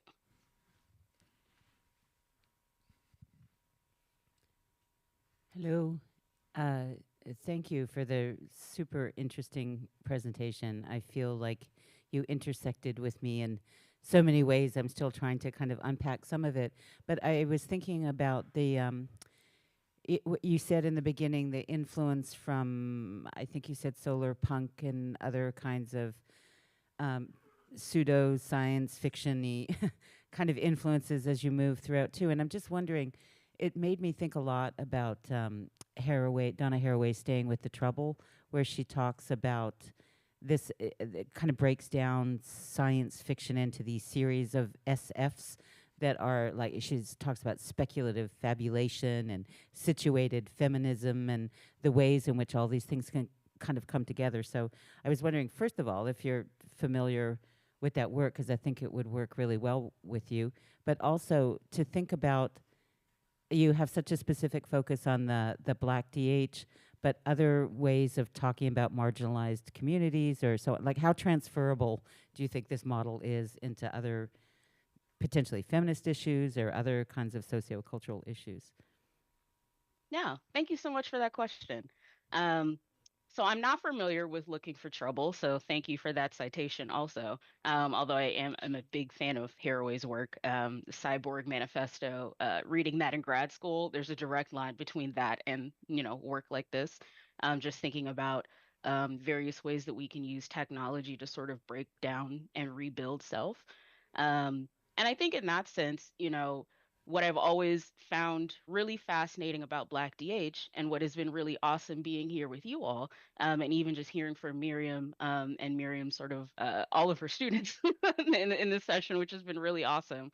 Shout out to good mentorship. But I see so many resonances actually between interactive narrative design as a sort of medium and Black DH as a theoretical practice, because I think both of them are sort of deeply invested in, you know, it's basic, but it's true. Just the power of storytelling, and the power of what happens when different people have access to storytelling platforms, you know, have access to voice, but have access to experiment with the kinds of stories that they're telling about self and culture. And I think that that's, you know, maybe one of the most important things to me about Black DH, and also, you know, in a longer version of this. Oh, actually, no, you saw the space for Grow Greater Inglewood in the community. A big part of their ethos, they're a land and food justice organization, but a big part of their ethos is doing that kind of work through storytelling. I think that's also kind of a big part of, you know, radical feminism, honestly. What comes to mind is Audrey and Rich, is it Notes on Location? But I think it's Notes on Location, where she's sort of talking about like, what does it mean to tell a story, the same story from different points, different points around the globe in relation to like gender struggle, in relation to patriarchy in a sense. And so I think that that's really one of the sort of interesting and exciting overlaps between all of these fields. The importance of storytelling, the importance of diverse storytelling, and when you get into interactive narrative, the importance of being able to see one story from different perspectives and understand those different perspectives in a way that's not also sort of exploitative, or you know, potentially painful or dangerous for the group in question. With an interactive digital narrative, there's so much space to play and explore and learn about, you know, yourself and about the story in question. I think that's sort of what I heard in Teresa's presentation, is the way in which, you know, how we respond to games is also reflective of ourselves and how we think about the things that are being represented in games. So, you know, I think I hope that answered your question. I think there's a lot of resonance between these fields and a lot of overlap. Honestly, I really think the difference is maybe just in terminology, and location. Okay, thank you. Have we got any online questions? No? Okay, so this way we close session number 7. We're gonna have a quick coffee break, very quick coffee break to keep it on time, and we'll be back in 10 minutes, please. Thank you.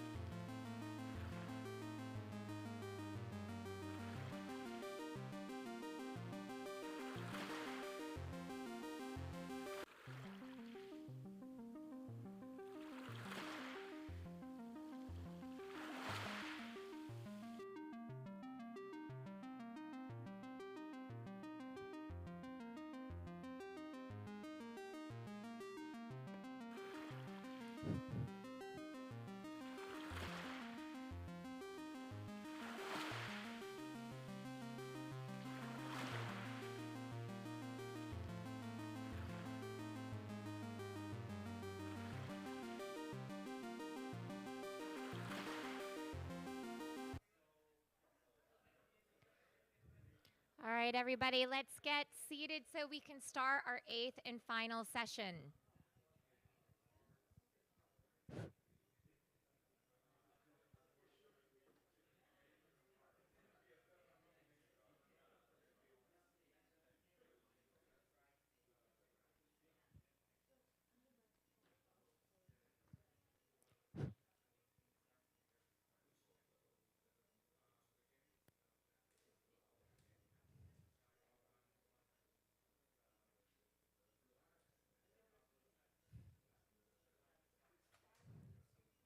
How are we looking outside? Is everybody in?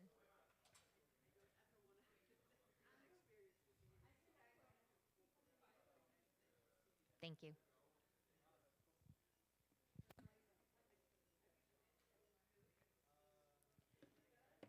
Juan, are we good? Are we good? Good to go? All right. All right, everybody, welcome to our 8th and very final session of the papers today. This session is titled Tools and Systems, Virtual Worlds, and Interactive Narrative Design. For the first paper, we have up Building Visual Novels with Social Simulation and Storylets by Shi Johnson Fei, Samuel Shields, Daeon Hwang, Noah Ward-Shiprun, Michael Matthias, and Edward Mercier. Hi, everyone. Thank you. Oh, hello. How are you? This is a long paper. Building visual novels with social simulation and storylets.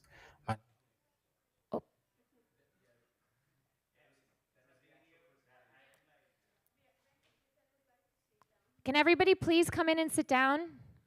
Thank you. Everybody, we good? Yeah.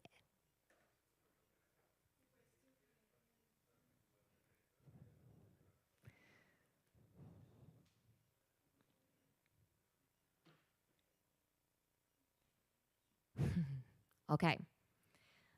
So again, this is session 8, Tools and Systems, Virtual Worlds, and Interactive Narrative Design. The first paper up is Building Visual Novels with Social Simulation and Storylets by Shi Johnson Fei, Samuel Shields, Daeon Hwang, Noah Ward-Shiprun, Michael Matthias, and Edward Melser.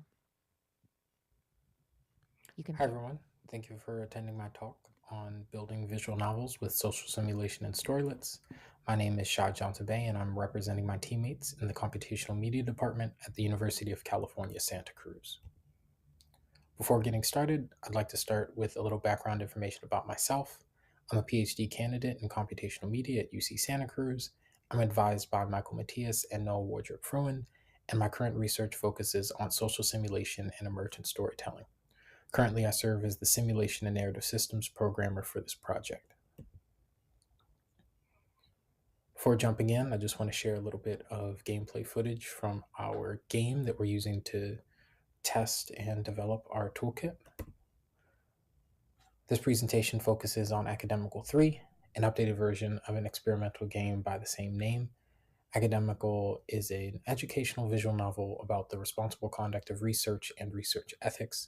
It is still in development, and this presentation will focus on how we implemented the joint social simulation and storylet system to enable players to move between locations, converse with characters, and make choices that have immediate and cascading social effects. Here's an outline for this presentation. I'll start by providing an overview of our design problems. Afterwards, I'll talk about our social simulation and narrative systems. I will end with our lessons learned so far, and then end it with questions from the audience. In this game, we place players in scenarios where ethical decision-making conflicts with maintaining social relationships. In real life, this is often where ethical dilemmas are the most difficult to navigate. To enable this gameplay, we needed player choices to have immediate and cascading effects on their relationship with NPCs. So, for example, if a player betrays the trust of a character, the player should lose reputation points with that character and their close friends. Moreover, players should be free to experiment and explore with different decisions, as this is part of the learning process. To make this all work, we needed a narrative system that could scale to a potentially large state space and represent any emergent scenarios that arise within the social simulation.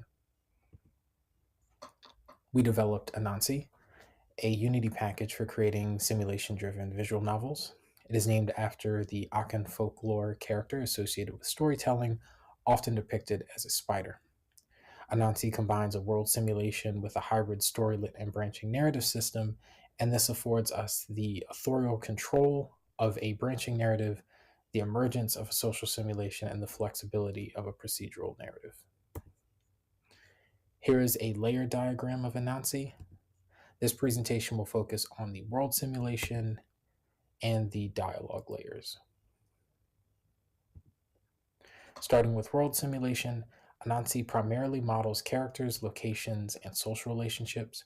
Our goal is to provide a space for emergent social scenarios. Therefore, most of this layer is devoted to the relationship system, which tracks how characters feel and relate to each other. We allow writers to communicate with the world simulation layer using a series of C# function calls and the logic database that stores all queryable simulation information. Within the simulation, characters can move between locations based on their daily schedules, and they can respond to social events within their social network. This is roughly how the relationship system represents data. Characters and relationships have numerical stats and collections of traits. Note that relationships are unidirectional, so characters can have differing opinions about each other. We use traits to represent anything from personality traits, relationship statuses, emotions, and just general story flags if we need to track the progression of the story. An important feature of the relationship system are the social events. Social events enable NPCs to respond to events within their social network. It's how we create the immediate and cascading social effects when players take certain actions within the story. This diagram depicts a betrayal event where the betrayer loses friendship points with the victim and the victim's friends. Overall, this is what the simulation looks like. We have discrete locations with characters positioned at various locations. As time advances, characters teleport between locations based on their schedules, and the relationship system tracks how characters feel and relate to each other.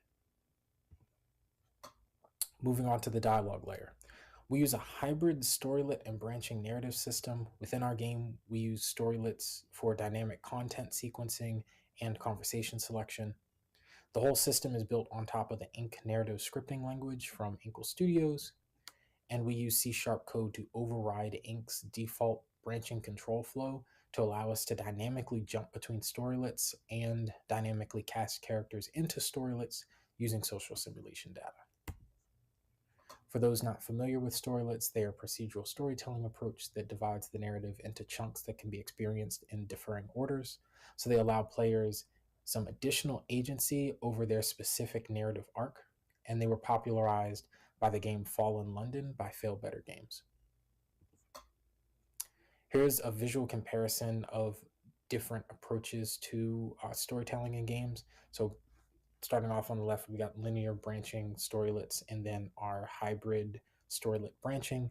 The solid arrows represent pre-authored connections between story content, and the dotted arrows represent dynamic connections between content. These are connections that are made at runtime based off of some content selection architecture. In our case, it's storylits. But what do storylits look like in Anansi? Storylits are broken into 3 categories. We've got locations, actions, and general storylits. So all of our conversation information belongs to general storylits. Locations are anywhere that a player or another character can be. We associate these with each location that you saw within the simulation. It allows us to trigger narrative anytime that the player moves around in the world, and then actions correspond to any actions that players can take within locations, and all of that just feeds back into our narrative system to give the most power to the writers. We use custom metadata to identify and load storylits within the Ink scripts, and the strength of our storylits comes from the precondition queries. These leverage the logic database from the simulation to check if a storylit can be executed. And we also have other metadata fields such as selection weight, cooldown time, tags, and choice labels. Here's an example of a storylet with dialogue text for a character named Evelyn. This storylet is a conversation between Evelyn and the player about Evelyn's current nemesis.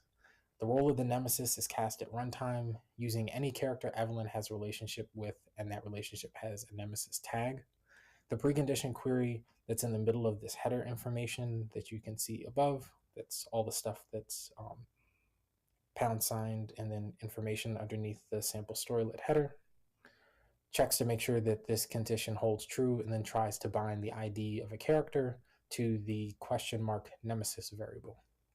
If it is successful, then that ID is fed back into the storylet using the nemesis parameter that you can see, and then we can use that information throughout the story, where down within the dialogue we can substitute in the nemesis name at runtime. This brings us to an important point about working with our storylets and our precondition queries. Is you can think of the storylet that we just saw as somewhat like a template or a definition, especially when we have variables that need to be bound within the precondition query. And each time we issue a query, there's a chance that we can have multiple successful bound variables or results coming out. And for each one of those, we have to create a separate instance of the same storylet. So once we have all of those, we then choose from any one of those valid storylet instances using weighted random choice. But what does this mean for writers? So let's take a look at this diagram. Suppose that we have characters A, B, and C. Normally one might write a plot with character roles where their events in each role are fixed. In this case, character A will always go to lunch with character B. Character B will always tell character A about their crush on C, and character A will always be devastated. However, to get the full benefits of the social simulation, we have to break content into parameterized chunks where the roles are not predetermined. The game then casts characters into these roles based on the state of the simulation. This enables us to reuse the same content within different configurations of characters while still maintaining the same general story experience. This character fungibility is one of the greatest strengths of combining social simulation with storylets, and parameterized storylets lets us find those emergent social scenarios in the simulation and present them to the player as a choice-based narrative. Then those player choices within that narrative feed back into the simulation, allowing for more opportunities for cool story content. I'll close with a few lessons that we learned during development. The first is to use a minimal set of relationship stats if you're going to do some form of social simulation in your game. For the examples here, we showed friendship and romance. It's probably best to just stick with one. In our case, we just shortened it to opinion or reputation, because you probably don't want too many romance stats in an ethics research game about keeping things professional. Anyway, it also helps to ensure that those stats have utility across many parts of the game. Generally, this is just good game design, but for interactive narrative games, this greatly helps the writers understand what tools are at their disposal as they're figuring out the flow of the story. The second lesson is that writing for fungible characters can make it harder to capture individual character personalities within dialogue lines. Storylets that allow for a variety of different characters to be cast should have simple dialogue or mostly narration. At least that's what works for us. Adding individualistic dialogue lines requires writers to explicitly check for a character or check other aspects of the character, like their personality traits, to determine what lines to present to the character or what lines to present to the player. Third, we found it most practical to use storylet selection for choosing conversation entry points. While you can perform storylet jumps within a conversation, there are times where our system bumps heads slightly with Ink's built-in scripting facilities. So in order to let both things shine the best, we use storylet selection for a lot of the high level content sequencing. And then once we are navigating within the ink script, we let ink do what ink does best. Lastly, writing dialogue can feel like an exercise in defensive programming.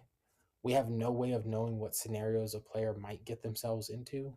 Although we have a pretty good sense of what they might do, leaving this up to chance is part of the fun of the design and the fun of the game, and just playing around with the simulation in general.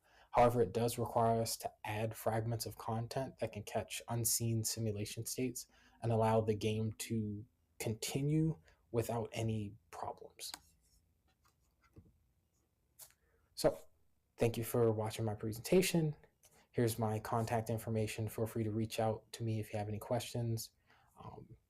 There are all the links to GitHub and all that other project information, as well as a link to where I downloaded the backgrounds that were used in most of these slides. So, thank you.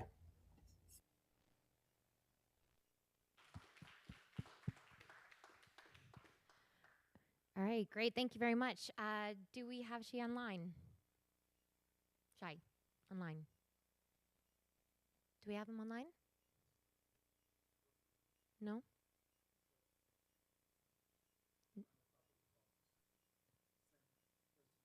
Okay, send questions by email. All right. So, oh, wait, we do. Here he is. Yeah. Oh, how are you? I'm good. Yeah, sorry. I had to become co-host so I could unmute and get my camera on. No problem at all. No problem at all. All right. So do we have any questions out there? Any questions? Are there any questions online or in the audience? Any questions online? We have a question here in the audience. Hold on. Okay. Hi, Shai. Here's Vincenzo. Hi, Vincenzo. Hi. I want to ask you about the use of ink as a tool, because you didn't go much in detail about that, but I understand it is a major feature of your tool, of your plugin for Unity. But can you make some idea about how it's useful with comparing with other tools like Twine or others, with respect to the others? Thank you. Okay. So we chose ink mostly because it was mainly what I'm most well versed in. The whole game is being built in Unity, so our two choices as far as narrative scripting languages were either ink or Yarn Spinner, and I have more experience in ink, but Yarn Spinner and ink I think are roughly the same in terms of feature set. They go about representing things slightly differently, but they handle all that nice low level just story branching so that we didn't have to build out the dialogue nodes. We could just give something to the writers that was very comfortable for them to write in without bogging them down too much in programmer syntax or trying to learn some custom thing. And we didn't have to do a lot of the low-level feature programming. We could really focus on getting the storylet system right, getting the social simulation right, and then integrating all that stuff together. As far as something like Twine, since Twine doesn't, as far as I know, integrate with Unity, we couldn't use that as an option, but Twine does have support for storylets, so I'm sure that with some work, someone could probably do something similar in Twine if they just had some JavaScript code to do the simulation stuff. Hopefully that answers your question. Great. Do we have any other questions? Do we have any online? None online? Just one quick question from me. What about, do people get to choose their characters when they get to play the game initially, or is there any choice involved in the choosing of the character and who they are and et cetera, et cetera? Yes. So right now we have only one playable character, but we have plans for at least two. That's just the main game. As far as the framework itself is concerned, just as a tool, it's pretty character agnostic. It's supposed to make it so that all the characters are generally pretty fungible, so you could swap them out and still keep the same dialogue. things might get delivered slightly differently depending on like their relationships and like who actually gets casted into the different pieces of story content, but it supports any number or like type of character. Oh, great. Thank you. Any other questions? Oh, we got one right here. Yep. Hi, Shai. This is Alan. Hey, Alan. Great presentation. Thank you so much. I was really interested in the lessons slide where you're talking about what you observed in terms of the authoring practices, like writers wrapping their heads around kind of having this expansive range of possibility for character behavior. And it sounded like, am I correct in understanding it's like about, when you say character voice, it's about the consistency of the characters? Yeah, so I was just curious to hear more about that and about like kind of operationalizing the authoring process, or like the practice of writing for this game. Yep. So that is like, I wouldn't say it's an ongoing struggle, but it's an like ongoing lesson that we're figuring out sort of just as we go, especially as we're reaching the end of this academic quarter, and we're just like reflecting back on how things have been going, because this is the last 3 months have been the first real like authoring push that we've had with the system. And a lot of it is like pulling out just general design patterns that authors could use to represent different types of scenarios. Because like the hardest part right now is that like we have the parameterized storylets. You can technically dynamically cast characters in. And so when we get to like the character voice aspect of it, a lot of times we want to maintain some level of character personality. Like certain characters might say certain lines, like a certain phrase a different way, or they might address a certain character differently based off of their current personality stat, or not personality stat, their current opinion of that character.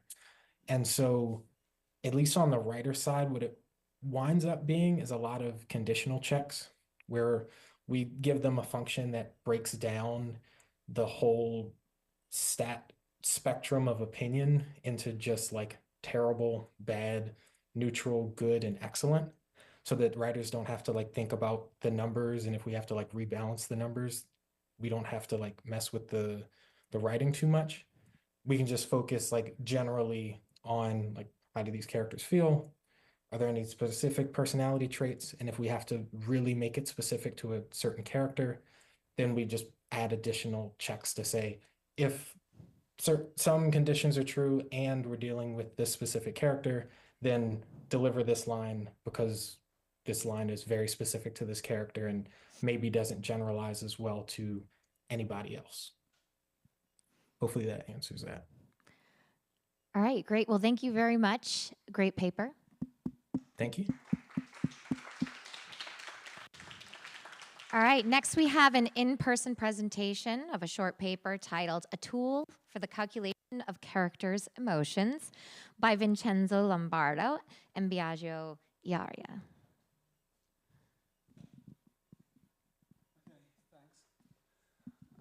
Thanks. Oh, well, it's fine. No, because I have to show the demo then. Okay. Thanks. I will talk about a tool for the calculation of characters' emotions. It's a practical tool that people could use in the near future. The emotions are, we have seen a paper this morning too, but there has been a lot of attention during the centuries from philosophy and psychology, and now also in many other, in our field too. And especially in narrative, they can be connected to the reactions about the actions or manifestations of motivations and personalities of the main characters. And also there are a very close relationship with other traits of the characters as well. Now, there have been a few computational models of emotions. Some of them have very different ideas of how to model emotions. There are three theoretical perspectives on this that have different semantic primitives. The first one is the discrete or categorical theories. They give categories like the main emotions by Ekman that have been popularized in the Inside Out series of movies. And then we have, this is an evolutionary perspective. So we have a discrete group, very few emotions.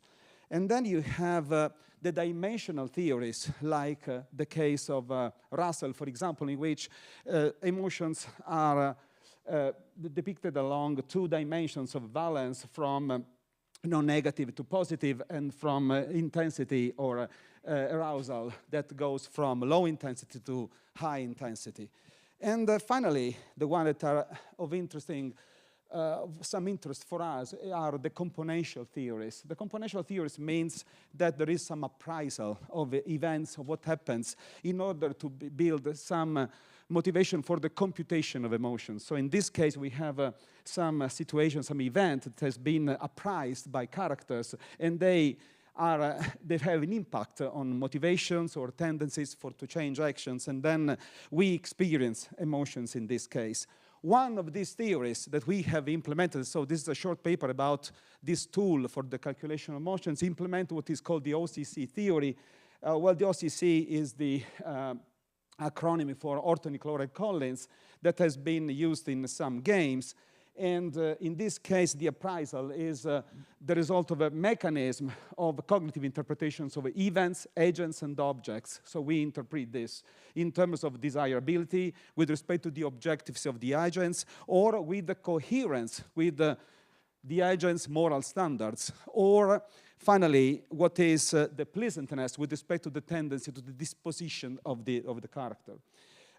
So, for example, in the case of hope, we have that the individual tends to experience hope when the character appraises an event that is desirable for the achievement of the goals. So if it's like that, I feel hope for this event. So we developed in the years a theory for describing interactive narratives in general, and we built this model called the Drummer OCC, in which we can say that if you have some unit, so some event that happens in our narrative, this has preconditions and effects, and very simply, there are agents with their values and goals, and they usually have goals that are achieved through plans, and these plans, it is what motivates some unit to occur. So when we go, we feel it, and it depends if these plans are accomplished or unaccomplished, that we experience some emotions. So we have that the goals are achieved, the values are in balance or at stake, and this means that we appraise these events as positive or negative or with some sort of emotion. It's so we can make this calculation. What I don't go through the example. I will tell you later about this because I don't have much time. But you can find it in the paper taken from Brecht's Mother Courage and her children. But this, what I mean here is that when we try to execute, in this case, we have these plans that motivate the actions, and they can be in support or in conflict of each other. And this means that all the values can be at stake or in balance after this. So what we can do is so in this case, we calculate some emotions. Now let's go to the real thing that is what happens. We implemented, this is published in previous papers, some decision tree. So this is a sort of old-style AI in the symbolic terms. So for each agent, we have, according to OCC theory, 3 types of emotions that can be calculated. This can be what happens with respect to events or with respect to the intentional action, with respect to the attitudes of other characters. So let's follow one of these, of the decision tree, because in OCC theory, that is Ortony-Chloride-Collins, philosophical theory, you have 22 types of emotions, 22, and they can go from left to right in many, for many of them, they have also some intensity. So if you have some agent and some event, we can say that for each agent other agent B, if the unit is desirable for agent B, and we like this agent B, we are happy for this agent. And if we go, for example, through this, we have that some unit, and this is relevant for me, and I see that it is also desirable for me, then I feel hope for what is happening now. And finally, if this is then confirmed, I will feel satisfaction. While if I feel fear, and then something, the perspective is non-confirmed, I feel relief. So you see that you can go through this decision tree by navigating it. The three types of emotions are for reaction to events,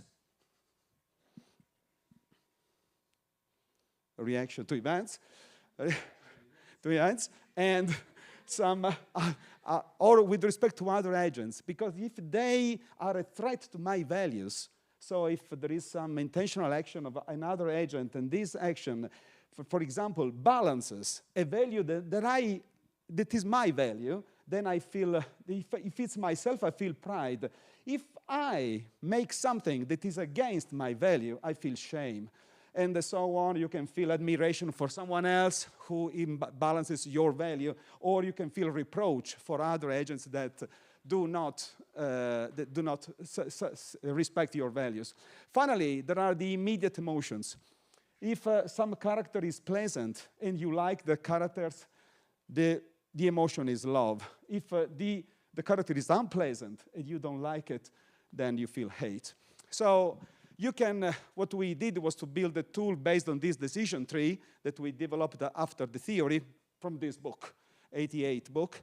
And so you can apply it. And so in this case, but I will go through an example I show you. That's why I used my laptop, because the tool has not relies on some software I have, some module I have on my machine. So we are going to put it online for use by everyone.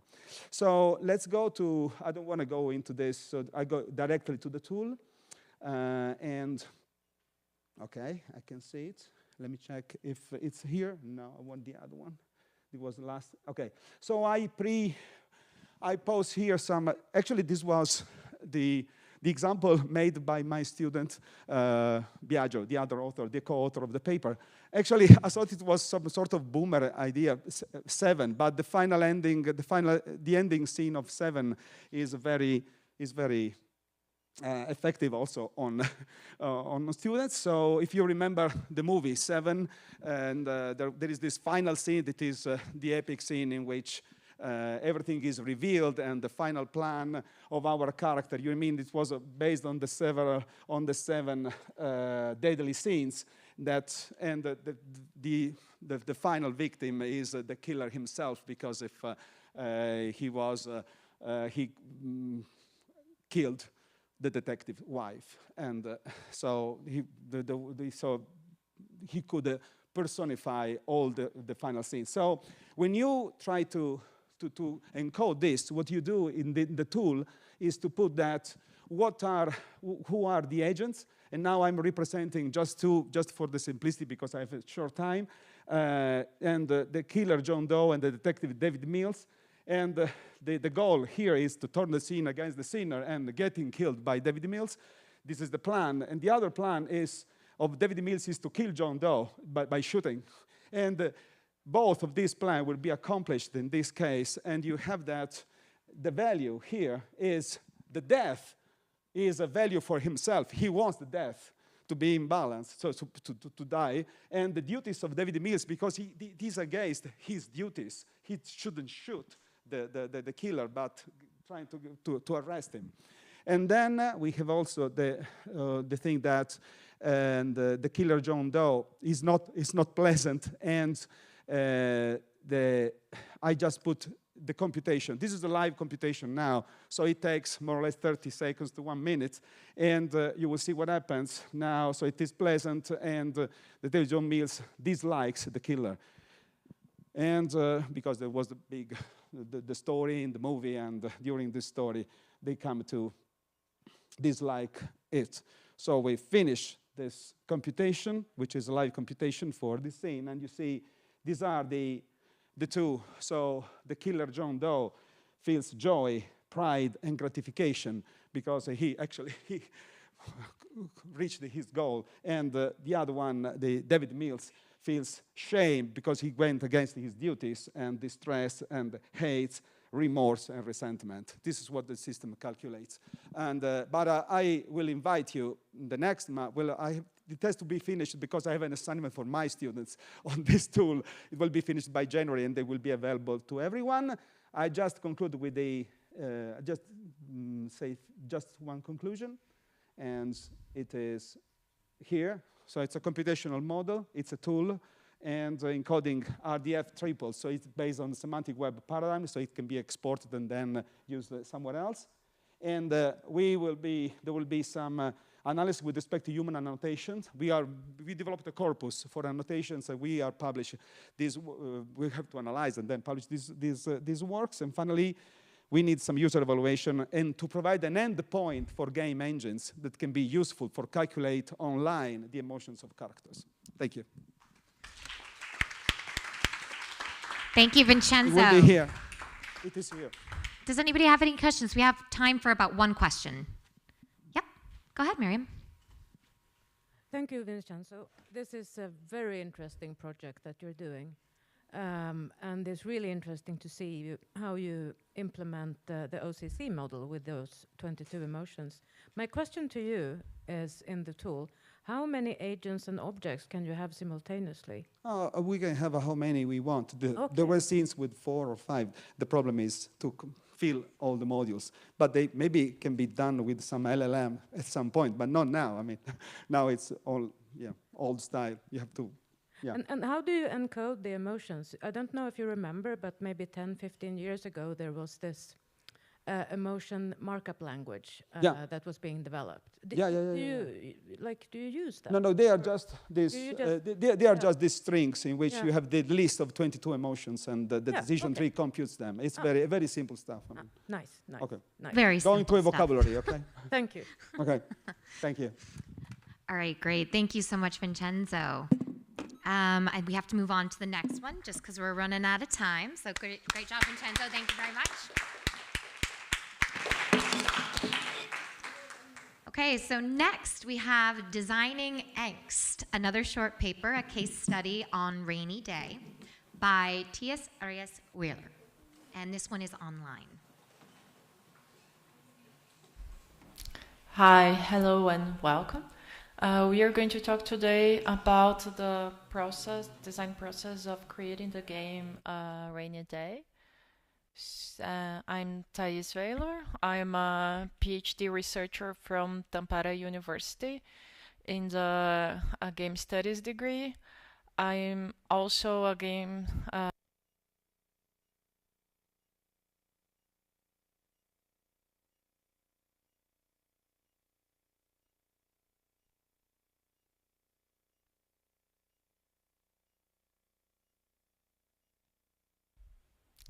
Hi, hello, and welcome.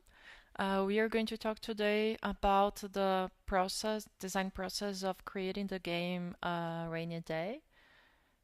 I'm Thais Weyler. I'm a PhD researcher from Tampere University in the game studies degree. I'm also a game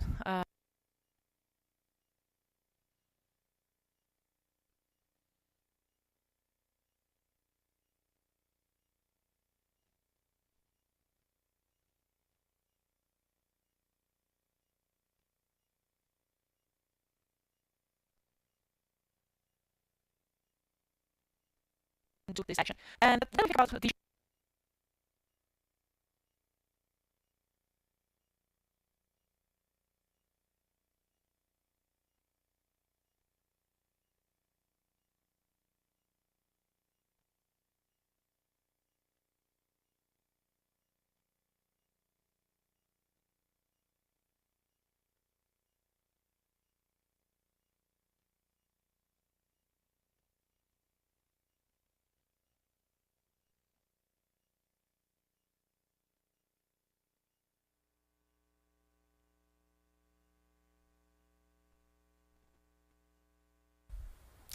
Hi, hello, and welcome. We are going to talk today about the design process of creating the game Rainy Day. I'm Thais Weylor. I'm a PhD researcher from Tampere University.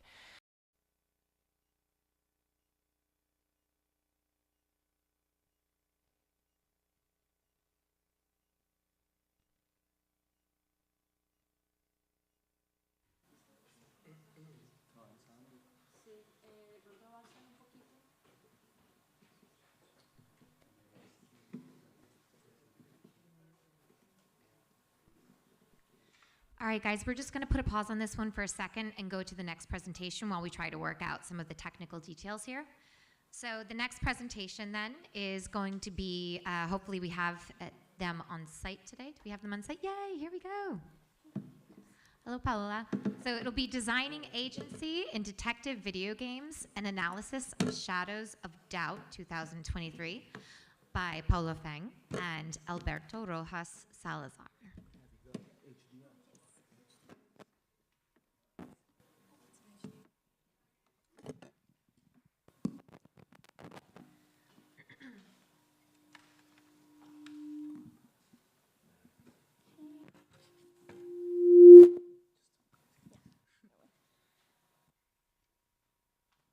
Okay, well, hi everyone. It's a pleasure to be here. So, my article was about the relationship between detective fiction. Well, that the relationship between detective fiction and video games is one that has been readily explored.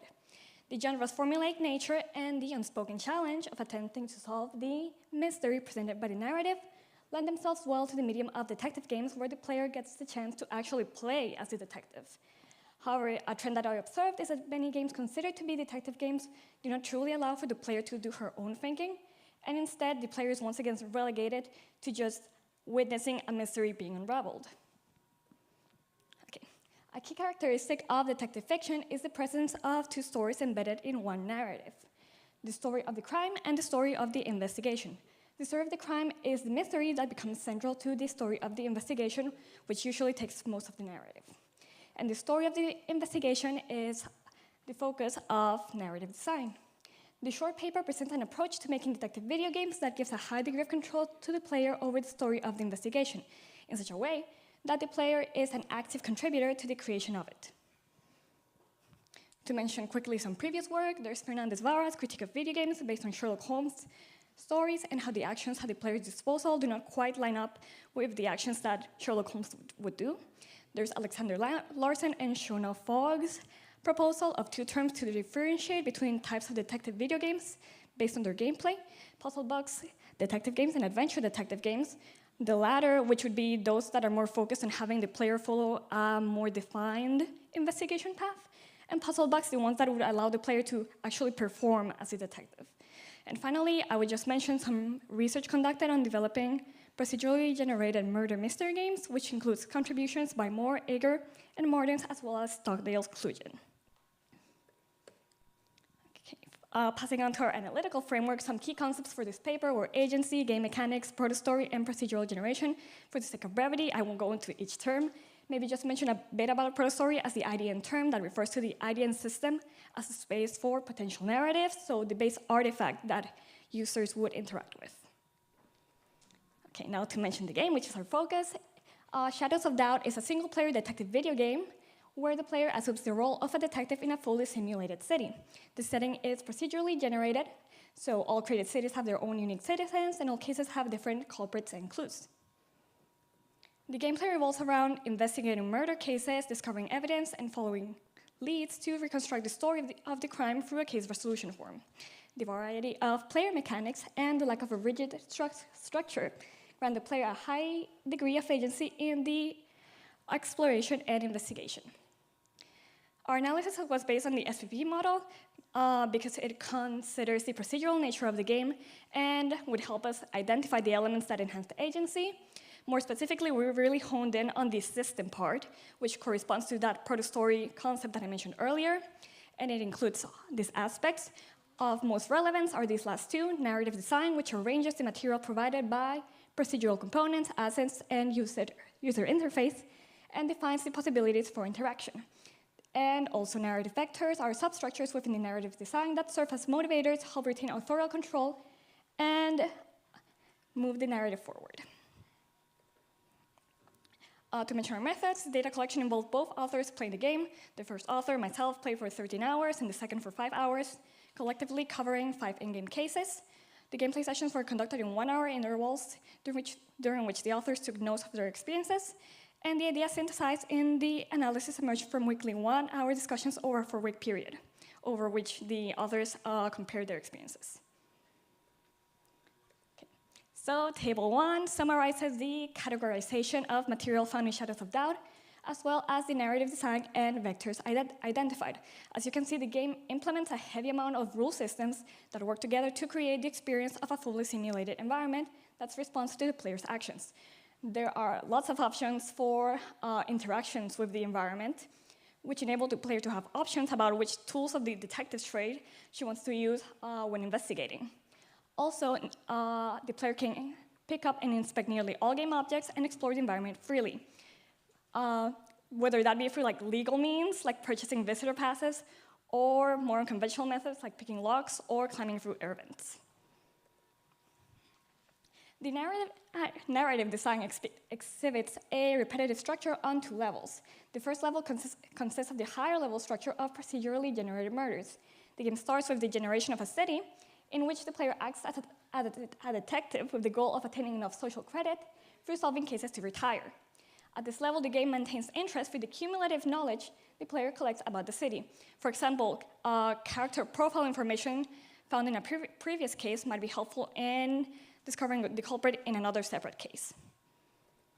The second level consists of the individual cases the player encounters. Each case starts with the indicator of a new murder and ends when the player decides to close the case, whether that be after solving it or just to drop the case entirely. The structure, though repetitive, remains engaging due to the unique details of each generated case and the freedom to investigate at the player's leisure. Moving on to narrative vectors, the indicators of a new murder and a solved case act as the primary narrative vectors, establishing each murder as an individual narrative unit. Within each case, the clues discovered also serve as narrative vectors guiding the player towards information that can be used to uncover the story of the crime. Okay. To set a quick example of this, for example, investigating a murder scene, you could find fingerprints and maybe a business card to the victim's workplace. You could go to the workplace then and find fingerprints that found those unknown ones found in the crime scene, and then going to through the employee records at the workplace, you could find where that person lives, and going to that person's apartment, you could find then the murder weapon. So this case kind of demonstrates how the narrative vector is leading to each other, guiding the player towards more information that could be helpful to uncovering the truth of the case. And in this way, the narrative vectors in Shadows of Doubt provide a flexible structure that guides the player without imposing a fixed story of the investigation upon her. Some of the main points of our discussion section included that this game stands out for its intricate immersive environment and player control, likely due to the introduction of 3D visuals and the numerous actions allowed to the player. The game exemplifies the opportunities that arise from relying heavily on the computational systems that are available in IDN to create a multiplicity of cases that players can tackle as they see fit. The variance provided by the procedural generation of cases improves replayability. The player has the freedom to choose how she wants to approach each case. A wide array of game mechanics and unrestricted movement through the game world can become empowering as the player grows more familiar with the environment, allowing her to truly act the part of a detective. The more she plays and explores the game world, and the more she understands how to interact with it, the greater her sense of immersion and agency. It is important to mention some challenges to this kind of approach. For example, the lack of direction can be disorienting for first-time players and produce frustration to those who have not yet grasped all the mechanics. Also, the game provides feedback on the player's performance only after turning in the case resolution form, which means that, for example, if you turned it in only with the name of the murderer, but you couldn't figure out the murder weapon, you don't get to go back and figure that out, it's done and over, and you have that sense of ambiguity left over. And finally, progress in the investigation depends solely on the player's growing understanding of the story of the crime, which means that there could be long gameplay loss if the player really struggles to find the right evidence or piece it together in a meaningful way. Okay. To conclude, A narrative structure that allows the player to follow her own curiosity is imperative to provide greater agency. Shadows of Doubt achieves this by implementing a procedurally generated game world that creates variety of unique cases for the player to investigate. The player advances the story by choosing which narrative vector she wants to follow, with a variety of game mechanics at her disposal to do so. The game employs a repetitive narrative design that is highly replayable due to the running simulation and the freedom to approach each case as the player pleases. And finally, this approach is innovative for detective games in the current commercial landscape and deserves further documentation and exploration. Giving the player the reins of a narrative can enable her to feel empowered, but achieving a balance is crucial to prevent situations where the player might be left frustrated due to a lack of directions. Well, and finally, if any of this talk interested you, I suggest you try out the game. It's on Steam.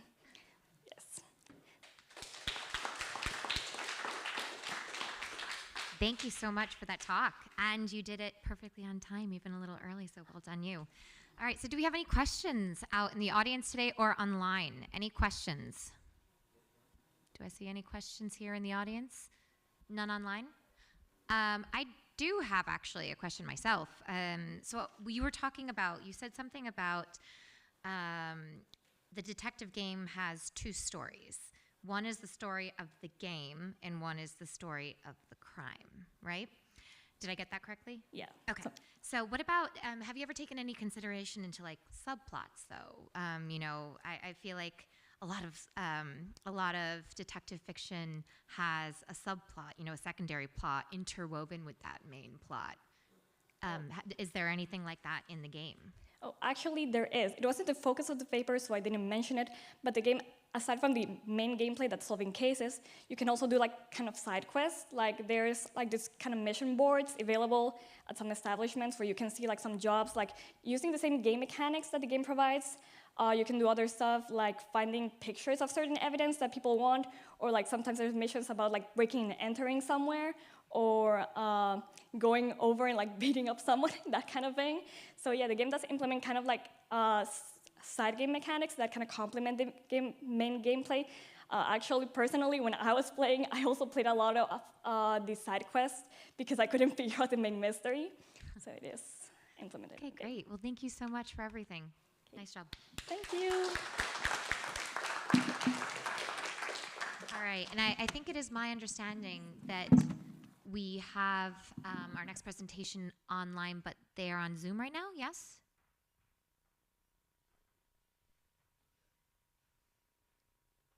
No?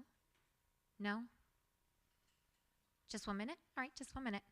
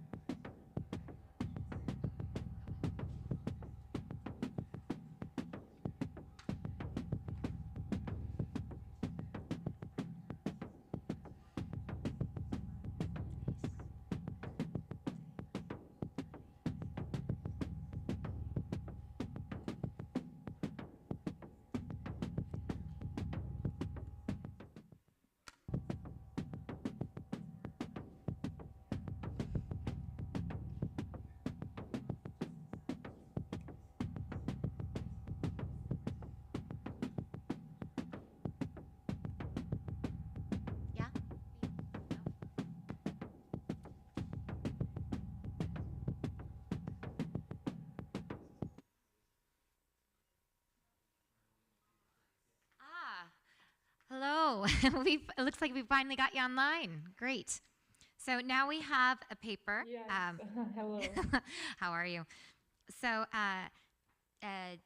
let's see. I think the way that this is going to go, you're going to be able to present your paper online, live, correct? Yes. Okay, great. All right, so today we have now for our final paper of the conference, it's Designing Angst, a Case Study on Rainy Day by Thais Beller. Go ahead. Hi guys, thank you, and sorry for the technical problem. So this is it's called Rainy Day. We're good. And this is me. You already saw in the video, so I'm just going through it. And originally, we generally think that games are supposed to be fun. That's something that is very common for people to think about, that games equals fun. But that's not exactly what we see every day, especially when we take in consideration newer games and newer experiences. We can see that video games have a much larger range of emotions. And in particular, nowadays is even more common. It's not that they never existed, but now it's even more common to have negative feelings baked in the design of the game, baked in the idea of the game, and also being studied in the academia. So what are some of those interesting applications that we can think about negative feelings? And my point of view is that I start by the understanding of agency. Agency is, of course, one very important concept in sociology, but it's very interesting when we take in consideration digital media in particular, because the idea of agency in digital media, and digital media is the first media, mass media, where the consumer, let's say, we can talk about their agency. And for the player agency, we talk about affordances. Affordances are created by to that player person to be able to enact their agency in this game world. There are understanding of Carnegian that has inner and outer, being the player. So you have the designer, but the interesting concept of the automation and the actions. Thais, can we just ask you maybe to, I'm so sorry to interrupt, but you just started breaking up just slightly. No problem. Maybe if you turn off your camera, it might work a bit better. Just see where I decided. I'm so sorry. Yeah, I think. No, I think I'll have to turn off the camera. So. Okay. Yeah. And back to share. That actually, it seems better already. Okay. No problem. Great. So the inner agent is that amalgamation there and the affordances, which is very unique because their own inner player active in each game. The player is always changing, so we are always going to have in every single player a different inner agent. And another very interesting concept is body that has this very interesting 4 dimensions, 4 spectrum to understand agency, which are action, narrative, temporal, and transformative layers. So every affordance in a game can have those different spectrum. Any affordance considering those dimensions, which is very, very interesting. So in the specific case of to put everything together, so everything the player can do in a game, every affordance, any action a player can do is generally result of the designer's, other developers' experiences. So if agency is the biggest tool, designers to allow the, in this case, to shape the player's agency in this world, to shape their experience. You can also manipulate this tool or take away this tool to take their agency away to change their experience, and therefore also maybe giving essence to those negative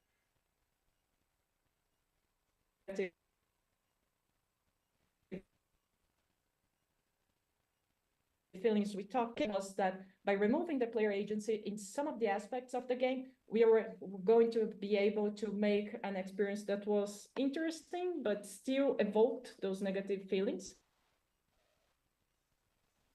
Those were to give a sense of aimless, of unclear emotions for the player, like honest feeling. And to do that, we also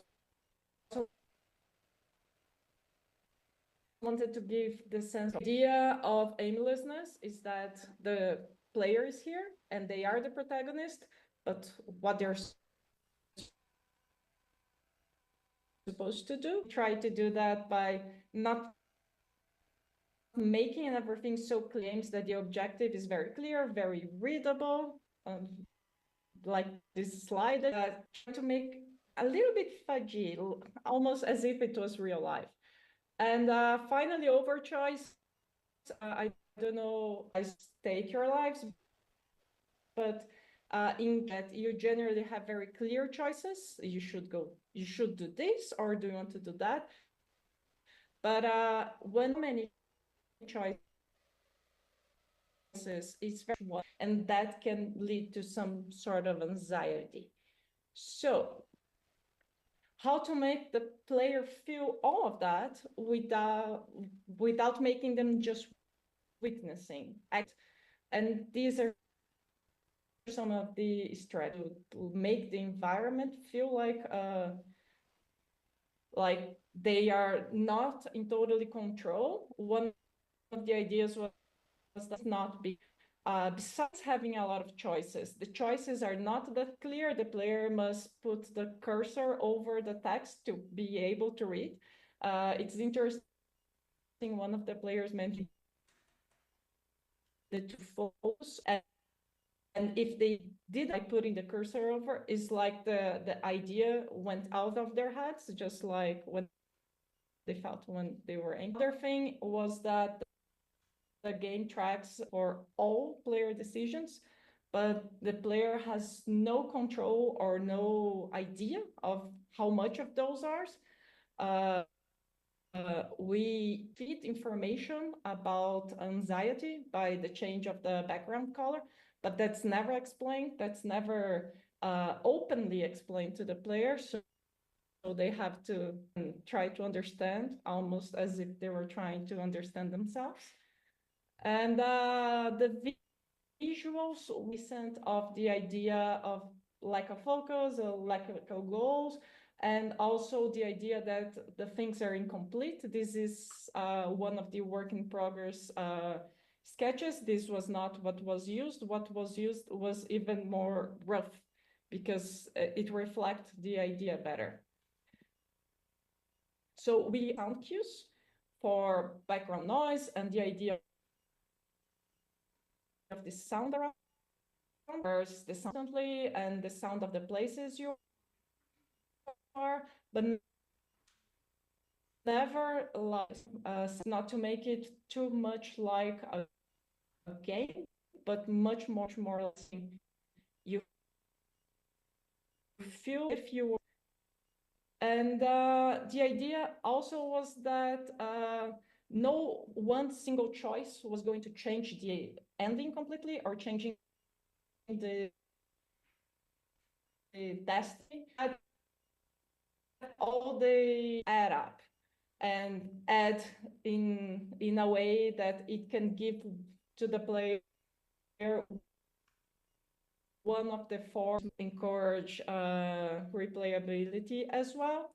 And the reception was very, very interesting. This 16 it press and things like that, but you can read in the, I already took too much of your time. My final message is for everyone to make games also, while even when doing a interesting process, and you can learn a lot about it. And those are my socials and my emails. So if you want to say thank you very much for your time. Thais, thank you so much. Does anybody here have any questions for Thais? Any questions at all? And I'm not sure, do we have any online possibly? No? Okay. Everybody's tired already. I think people are hungry.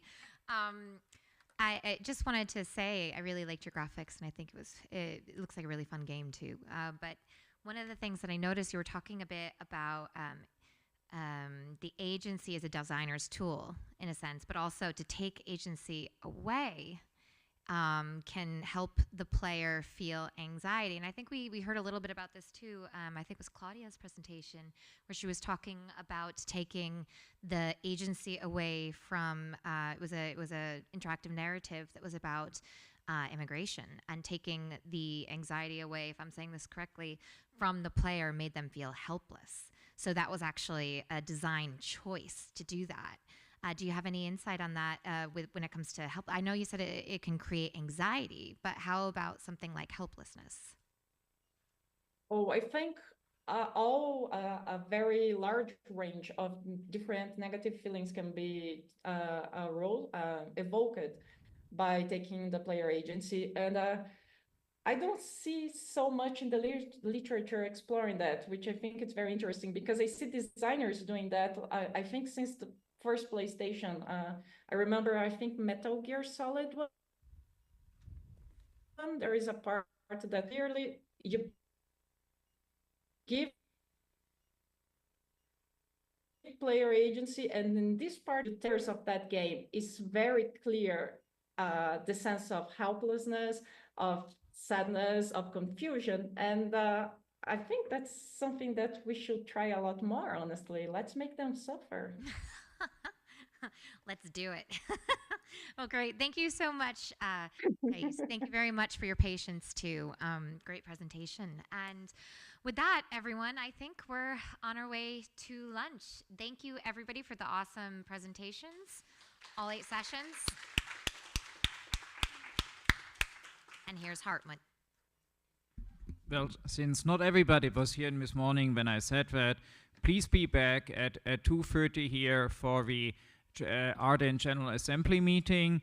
You've all become Arden members through your registration, and we're required by Dutch law. We incorporated in the Netherlands to have a General Assembly meeting, and we have some important votes to go through the finances and confirm board members and talk about future initiatives. So this is also your opportunity to provide input on the things we should do in the future.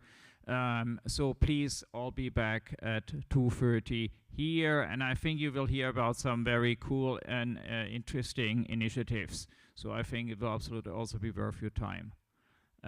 Lisa, yes? Oh yes, and also don't forget we're still going to do voting for the Best Paper Awards. So after the General Assembly meeting we will have the awards ceremony, and then finally, and I'm also really looking forward to that, there's the reveal. Where will ICIDS 2025 happen? All right? So please all be back here after the lunch at 2:30. Thank you. Yes, you can leave the stuff here, and we're going to a different space. So please follow our staff members. We're heading to the Café du Nord.